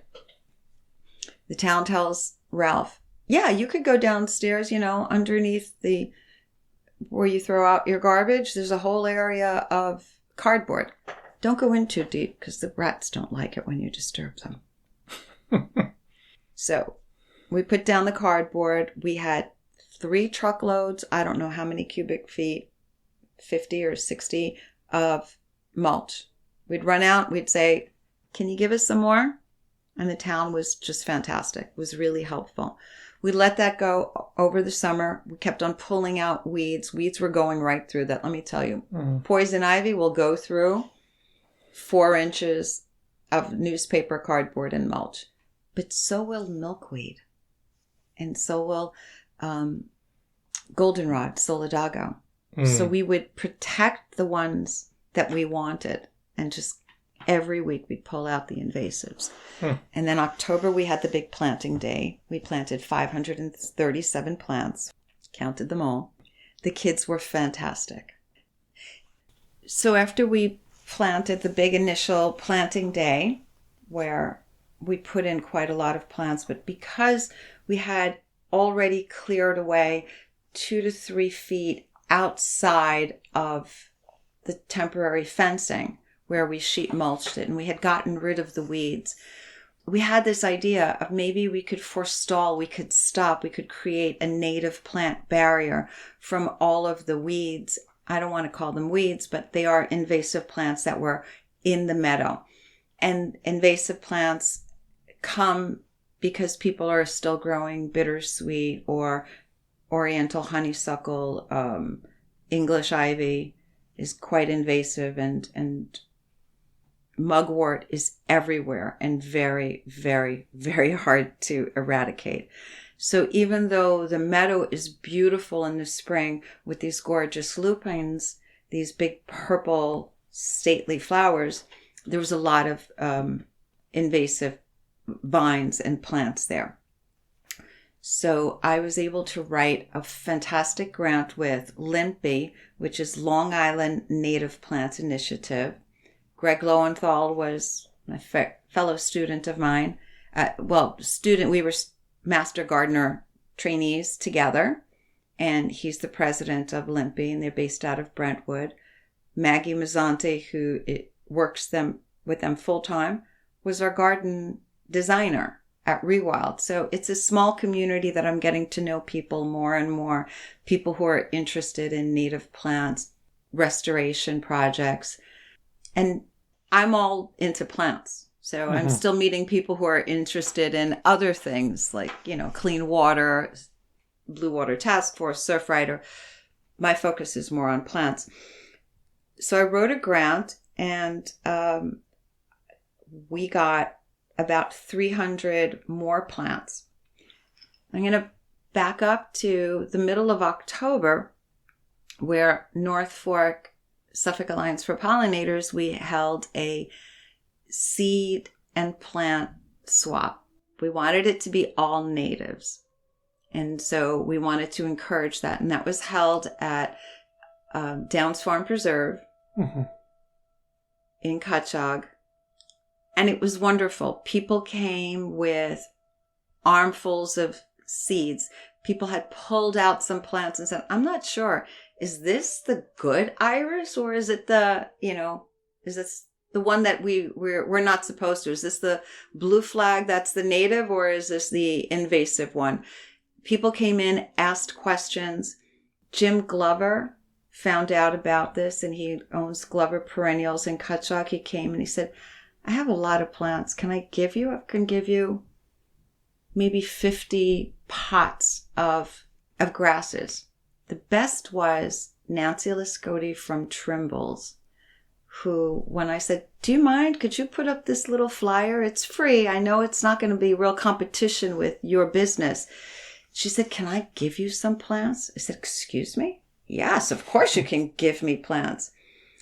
We picked up over 70 plants of like a native rose mallow, grasses, big blue stem, little blue stem, and a lot of goldenrod, which it can be a little invasive, but we needed that because we needed to make a border. And she said the most important thing. She said, this is not just for you. It's not just out of the goodness of my heart.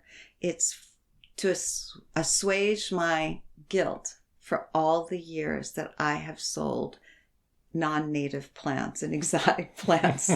This is really for me. I'm doing it for me. And I was like, how can you not love that? So at the swap, we also met this wonderful guy named Dan Shea, who must have read about it in the paper. And he said, I love to propagate native plants. Can I bring you some? I'm like, yeah, of course you can. So we planted the outer border with mints and with grasses, and they're beginning to take. There's a wonderful woman who said, I have way too much butterfly weed. Can I give you some? So as long as it's native and we can justify that, I'm looking for ferns. If anybody wants to give me some native ferns, I'd be happy. So Custer has been a wonderful, wonderful project. And every week on Tuesdays from 10 to 11 or 12, there's just a small core group of volunteers from the South Hopatconic Civic Association, the EAC, and we show up every week, unless it's really raining, and we pull out invasives, and it looks beautiful. It's really coming in. Butterflies everywhere, fabulous. What is important, what's interesting is 15 years ago, the idea to take this piece of property that I think was a farm or it was unused that surrounds Custer Observatory. Somebody came in and said, let's make this a meadow and let's make this the town arboretum. So they planted these gorgeous trees. So a lot of trees that were planted too close together because those trees were going to be the trees that were going to be street trees. But somebody forgot about them. They planted this great arboretum and they still mow beautiful curvy paths through it so you could take a walk there. I recommend everybody wear closed shoes because there is poison ivy everywhere. Poison ivy is not a native. Some people say it is, but it's not. It was found in China and Japan in 600 BC. So it's been around for a long time. But yes, I know the birds can definitely use the berries in the wintertime when there's nothing else to eat. So there's a trade-off there. But then the birds go and poop them out, and then they drop them in your garden, my garden. So what are you going to do? Yeah. So we met Dan Shea, who said that he was a steward of the land. And I had never stopped to really think about that. I was thinking in traditional gardening terms. I wanted to plant a pretty garden Then I wanted to plant an organic garden that fed me, but was also pretty. And then I moved along and I wanted to plant sustainable gardens so I don't need to put sprinklers. And I wanted to plant native plants to bring in pollinators, that if I have aphids, I have enough diversity that ladybugs will come in and eat the aphids. I don't need to spray. I don't know how they do it, but they sense it and they come by and they eat the aphids. So I wanted to have that diversity of plant material as well as birds and butterflies and moths. But this man said, my wife Rosalie and I want to be stewards of this property. We want to protect it for the wildlife. It's not just us. We want to minimize that footprint. It's so opposite from what people who come to the North Fork and they fall in love with it and they think it's beautiful, it's great. So then they buy a house and then they tear it down and they cut down every single mature tree. They pull everything out and then they plant Kentucky bluegrass and ryegrass, and then they have to put in a sprinkler system, and then they put in fertilizers, and then they put in pesticides. They put in non-native plants that the deer won't eat, so everybody's got these fences up, or they have green giant arborvitae that grow 6 inches or a foot a year, and the deer don't touch that. So you're pushing the deer into smaller and smaller areas. There's way too many deer. I know that. I don't know what the solution is. Maybe Greg Doroski knows, but I don't know. And there's way too many ticks. It's an unhealthy balance. So when Dan said about being a steward, yes, you want to bring in that healthier balance. I do want to have bats. Well, bats will eat my mosquitoes. I do want to have birds. Okay, so they dropped some seeds that I don't want. So I have a mulberry growing in the wrong spot that the birds dropped in. Fine, it's okay. But I love to sit there and drink my coffee and listen to the birds. I want hummingbirds to come and visit and don't want to buy that red dye, liquid with sugar. I want them to come and eat from the lobelia, from the plants that I plant. So I want that balance. Yes.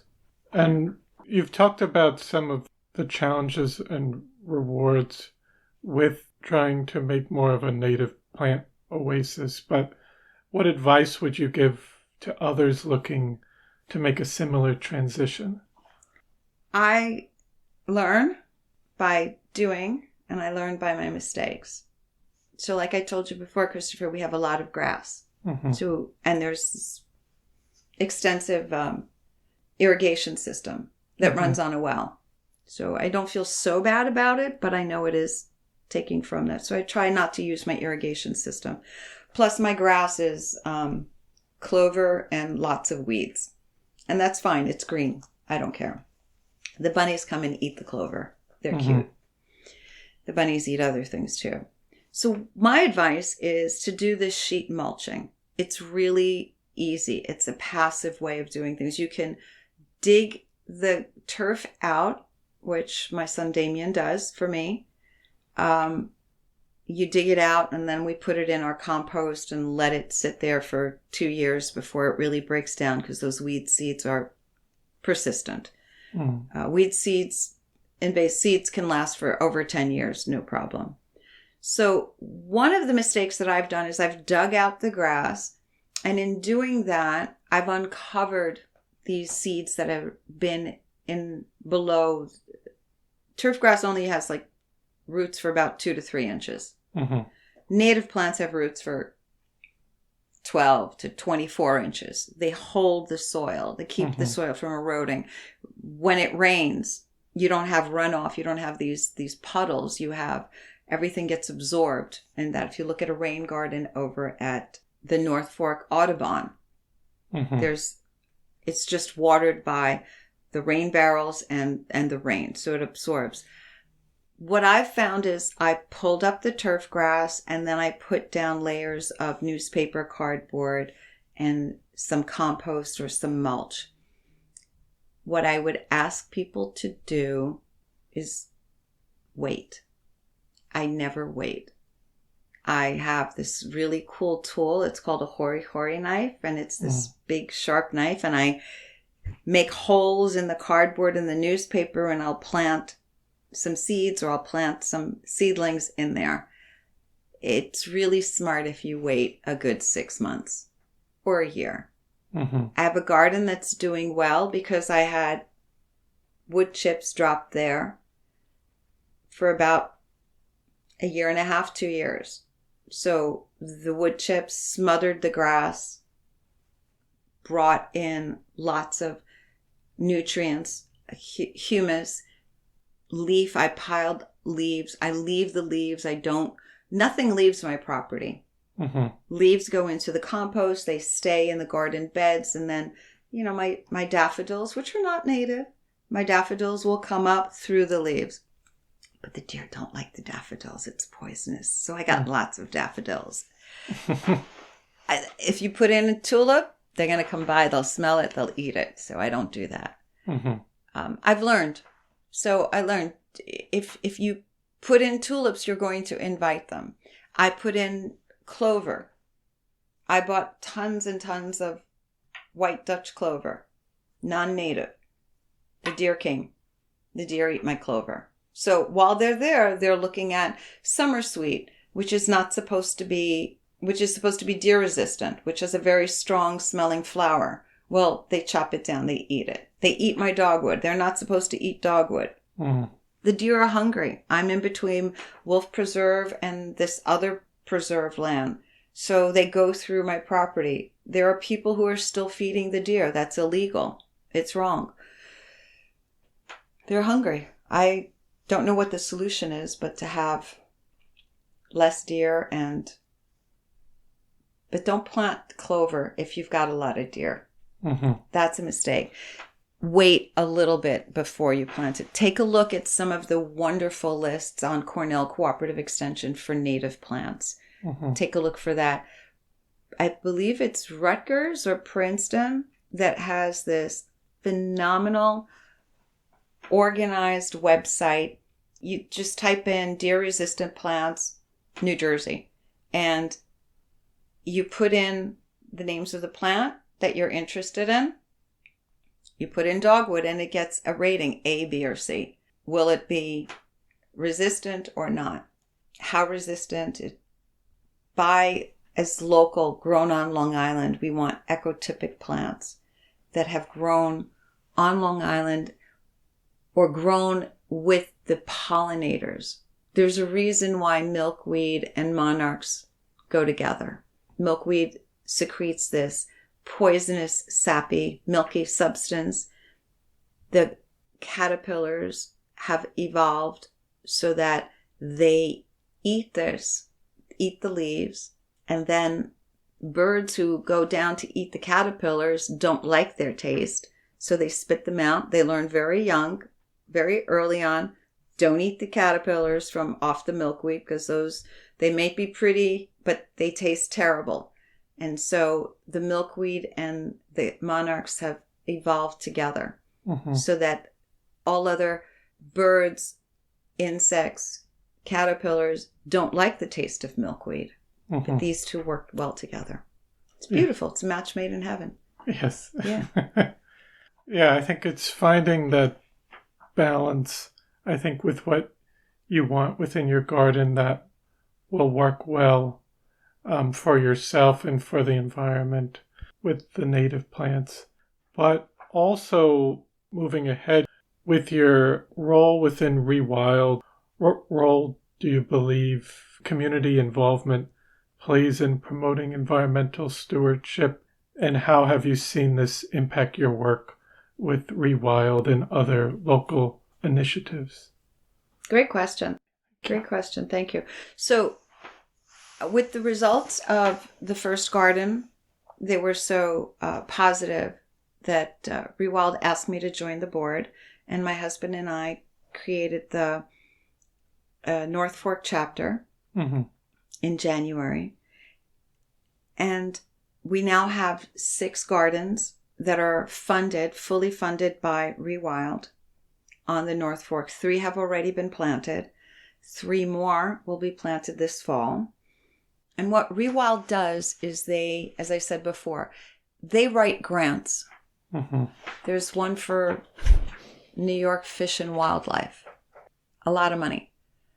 All these smaller grants, larger grants. There's a grant from the Long Island Sound. So that's good for us on the North Shore and the North Fork. So they actively search out and write grants and help people create community gardens. So the first one, Ralph is really good about doing this. It's like he drives around. So we have 3 that were already planted. The first one that was planted is in Riverhead, and that's Johanna's Farm. And that is a farm that was created as a nonprofit for people with developmental disabilities. And Johanna has had, at 35 years old, she's had maybe 135 surgeries. She's got some brain and injuries and encephalitis. So that was a garden that we were thrilled to fund. And those are volunteers that come in and work the garden. And she's in a wheelchair. So we have grass that is mowed very carefully so that she and her friends who have difficulty walking have no problem getting in there. So that was great to fund that. Peconic Community School, we funded a great garden for them. We're really, excited about, and every grade excited about it. And so were the children. Every grade got a chance to go out and plant something. You know how important that makes a kid feel?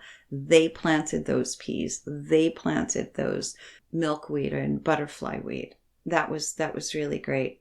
We have 3 more for the fall. The 3rd one will come to me in a second that we've already planted. Berries for birds. I mentioned that 2-3 years ago. I attended a lecture about berries for birds at North Fork Audubon. Well, they created this teaching enclosure to teach you how you could use different fencing systems to create a fenced-in garden. They got rid of massive amounts of mugwort and other invasive plants.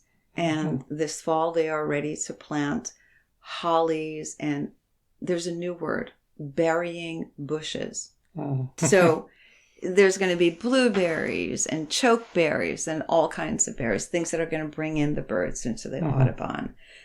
2 churches, the Vine Church, which is where we hold our monthly meetings on the 2nd Saturday. And they have tremendous amount, 3 acres of grass.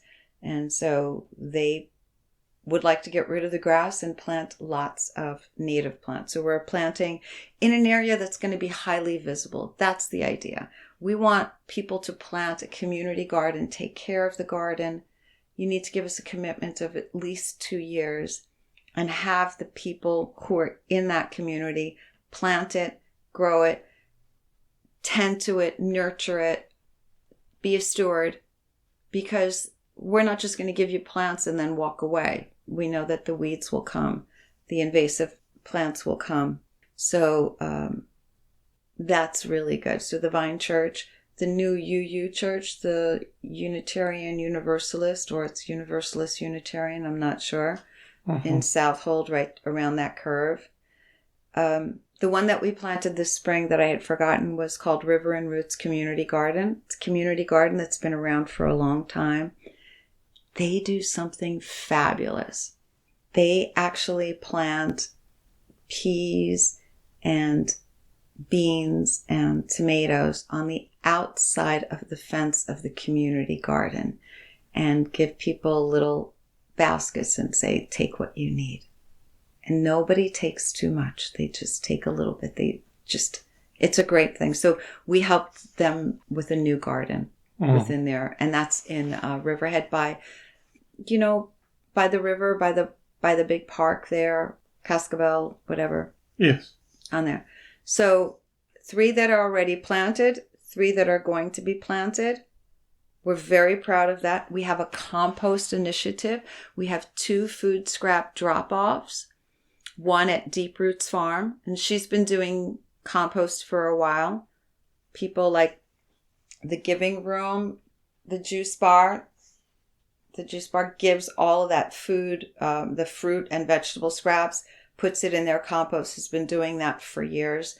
So if you're interested, you just need to sign up. You find out what's available, what you can use and what you can't put in. You know, meat, you can't put in meat because that doesn't break down really, or bones or cherry pits, they take forever to break down. But vegetables, fruit, other fruit and scraps work really well, and we mix that up with the compost. The farm really helps with that. The second farm that we're working with is Golden Acres, which used to be Golden Earthworm over in Jamesport. People just bring their food scraps, they get compost, they create compost, and then in the next, say, 2 to 3 months, 4 months, when the compost is ready, you get to take home some finished, beautiful compost for your garden. I'd like to do more compost. We're working with the town. We're keeping tabs on everybody who signs up on this because it's a pilot program. Mary Morgan had created a pilot program like this that was very successful to try to convince the town of Southold to do food scrap composting. Do you know we're the only one of the 5 towns that doesn't do it? Riverhead's been doing it for 2 years. East Hampton has a very vibrant compost program that's run by the South Fork ReWild. But they bring food scraps to the transfer station. Southampton does it. The city has been doing it for years. Other cities, like San Francisco, charges you money if you give them too much garbage. So you need to compost. I'd like to work with a few restaurants here to see if we could start with composting on a small scale in a restaurant. They do it everywhere else. Yes. And I know Nick Krupski is, I think, working on that as the solid waste coordinator. So hopefully we can get that going and getting people more involved throughout the North Fork composting. Yeah, we've been talking with him, and so we have the data from, I think it's close to 100 people who are signed up who are bringing their compost to Deep Roots. We're not keeping as close tabs with the one in Riverhead at Golden Acres, but people love it. They just don't see, I mean, why do you want to take that leftover yucky looking salad or your food scraps or your potato peels and put it in a yellow bag and pay for it when you can turn it into soil where it can absorb carbon and where it can help the soil retain water, capture the carbon. You know, it's one of those, the drawdown, those are the principles of reversing climate change. So we're interested in, you asked me before about what I see doing my role. As a teacher, we used to get these evaluations and you'd have to talk about your glows and grows. So my glows were that. We've got compost. We've got 6 gardens. We hope to get 6 more on the North Fork next year. I would love to do a garden here in the backyard where you have that children's garden and it's overgrown and no one's taken care of it. Well, the plants that I have that are growing outside, I know that everybody's coming around to water them. So I know that you've got community interest here. I know that you'll do that. So our goals are to do that. I would love to have enough volunteers to be able to do a summer program with high school kids like they have in Port Washington, where ReWild is based, and in the South Fork. But that takes a lot of people involved, and our organization is small. We've only been around for 8 months. The summer program is to fight hunger and climate change. There's also a new summer program that they just started where students will learn everything about design principles, about sustainability, about climate change, about soil, about compost, about companion planting, and design gardens for their schools because they've been awarded a garden. We don't give money, we give plants and we give a design. But we had so many schools applied to ReWild last year. Applications go out in December, January, and then in February we go through them. We awarded about 30 gardens, and half of them were schools. So I want, here on the North Fork, I know all of the gardens, all of the schools have gardens, but how active are they? I know Deb Kimmelman is keeping the Southold garden alive. Slow Food gives money to the gardens. In fact, Southold Garden, Southold High School, or the Southold school system was the only garden that continued to function during the pandemic. And that's because my co-chair, Deb, went out there by herself and kept on gardening. Maybe with a master gardener or two. So that's a wonderful thing. I want everybody to have a garden. I want to do oyster gardening. I want to do more water sampling. I want to work with Blue Water Task Force and Surf Rider to do a regular beach cleanup and to do water testing. There's so much that I want to do. I want to reduce the plastics, maybe get high school students as well as adults, get them involved and to write letters to the town. And we backed this letter, this bill to reduce the plastic, so that when you go to a store and get takeout food, you have to ask for those throwaway plastic forks and knives, because you know that that's the main thing that washes up on the beaches, all that plastic takeout stuff.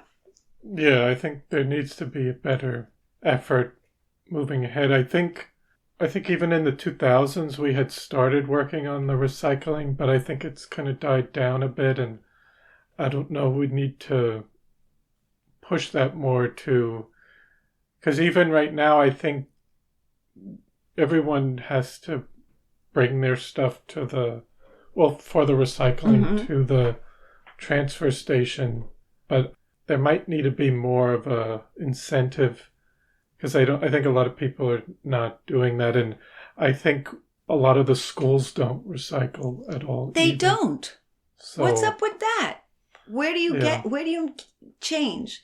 All the cafeteria food, and it's disgusting. So all that cafeteria food should be put into composts. All that plastic, you shouldn't even have that much. One of the things that we're doing is we have this really cool program. It's the Food Cycler program, and Mary Morgan and North Fork Environmental Center and the Long Island Organics Council did a pilot last year, which I bought this Food Cycler thing. It doesn't make compost. It's not a composter. It's a tabletop machine that you put your food scraps in. Mine can take bones, and it heats, grinds, and pulverizes a bucket full, like a 5-gallon bucket full, maybe 2-gallon bucket full, to like about a half a cup of what we call a soil amendment. It's intense, dry food stuff. So I mix that into my compost. I mix it into the soil, and it's pretty powerful stuff. So you can't just put it in. You've got to really mix it in. For people who can't compost, for people who are in, compost is hard. You got to turn that crank, or you've got to dig it and all that. My back doesn't like doing that kind of hard labor. So that's a really good thing. So we have this Food Cycler project, and it's all of Long Island. And if we sell, or we get the company, you buy it directly from the company, it's 40% off. These machines aren't cheap. They're a couple $100. But for every 50 that we sell, or that are sold on Long Island, every 50 Food Cyclers machines that are sold on Long Island, then we get a larger Food Cycler that will not compost, but that will break down for a school, for a science class, for a cafeteria. So that's really important. I would love to work with Greenport schools and to Southold schools and to, Kutchuk schools, to see if we can do something. One of the schools, they asked me, the science teacher said, I'd really like to do a native garden, and here's this area, and have access to water, but we can't have any plant that has bees. I said, excuse me? She goes, no, because athletes run through past there. So if there are any bees, they're going to be scared. I said, they live on the North Fork. And so the school board wouldn't let her put any native plants because native plants bring bees. And plus grass is really important, and you need to spray the grass with pesticides and herbicides. That was one of the local schools. Mm-hmm. So that didn't work. But I'd like to change people's mindsets to go away from all that.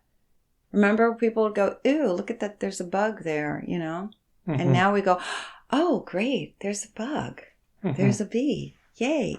Yeah, I'm still scared of wasps. So wasps are good pollinators, but I leave them alone. I let them do their thing. They're not interested in me. Yes. Yeah. And so how did the idea come about for you to become involved in the plant life exhibition that we currently have going on at Floyd Memorial Library with our curator, Sally Grant? Everything is always in a circle. I just mentioned ReWild South Fork. ReWild. So Sally reached out. She must have met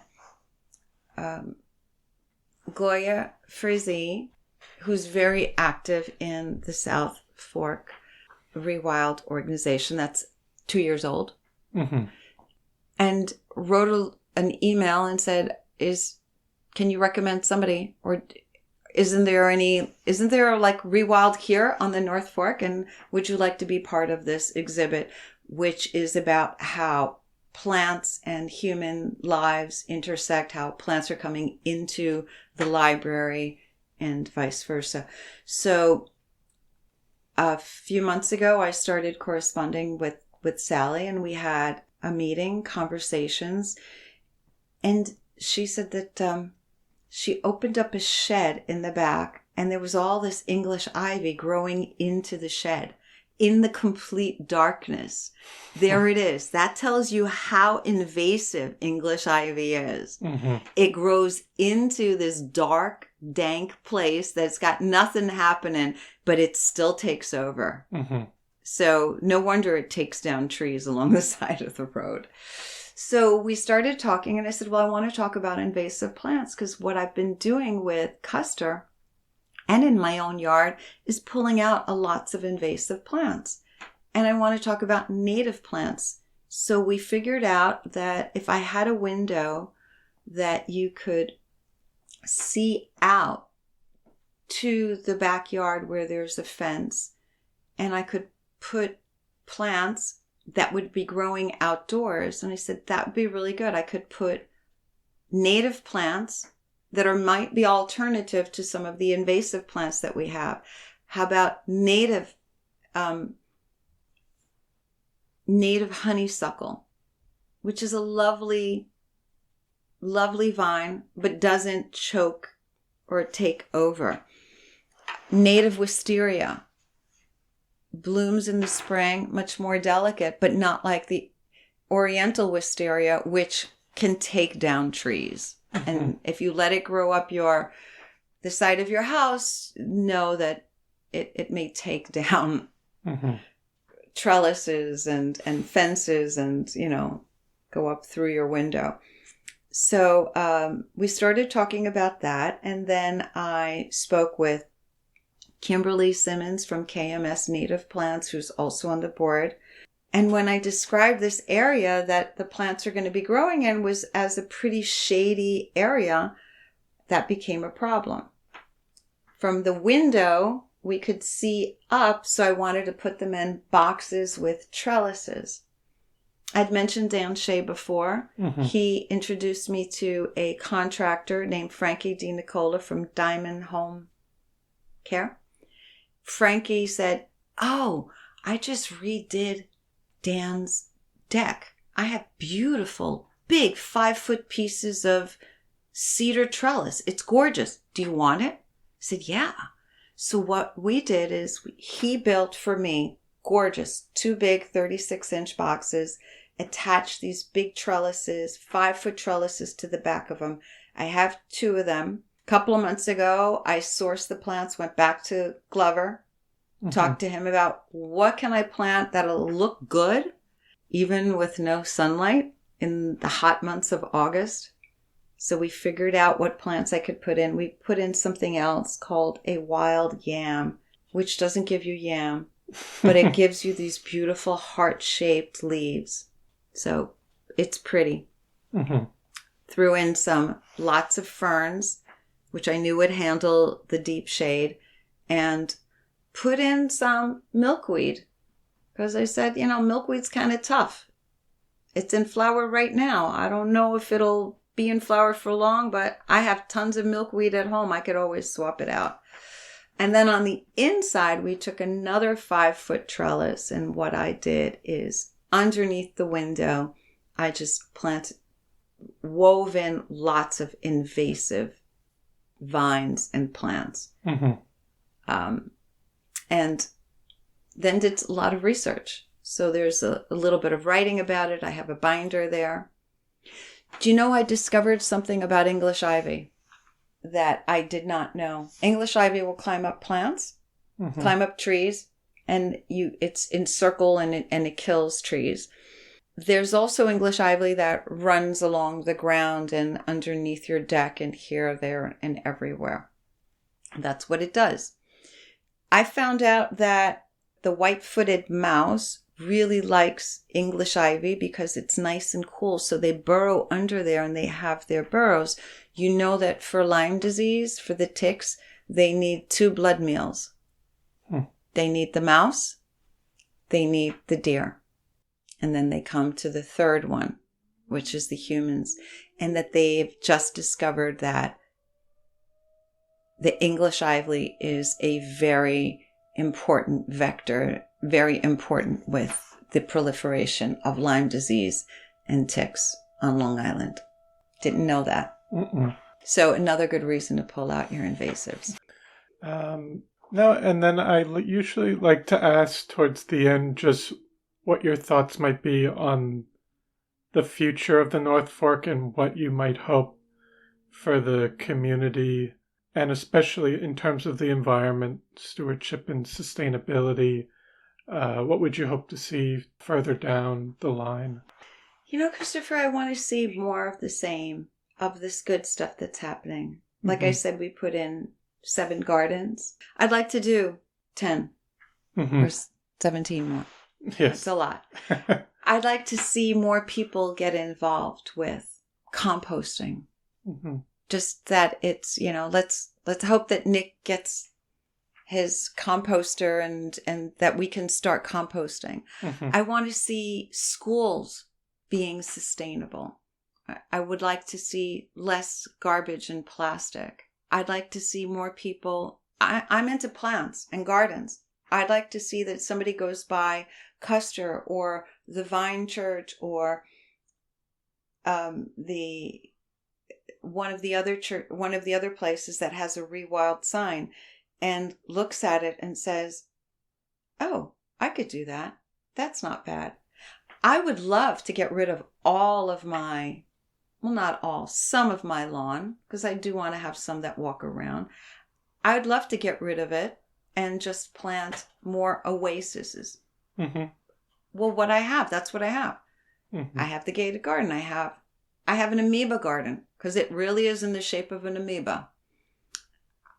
I just keep on digging up my lawn and making bigger and bigger areas where underneath my trees, I've got bushes, I've got blueberry bushes, I've got chokeberry, which I can't wait for it to have fruit and see if I really is that sour and acid that we choke on it. I'd love to see somebody come by and say, "Hey, how can I do that?"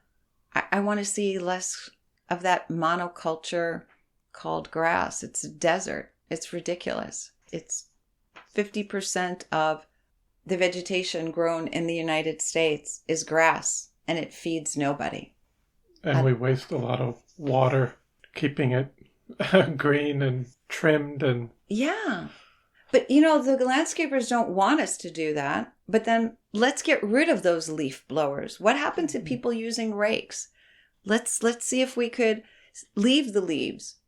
I have parts of my lawn which I've let it just grow wild, and I'm hoping to get some native plants and pretty things. Basically, I just have a lot of weeds right now.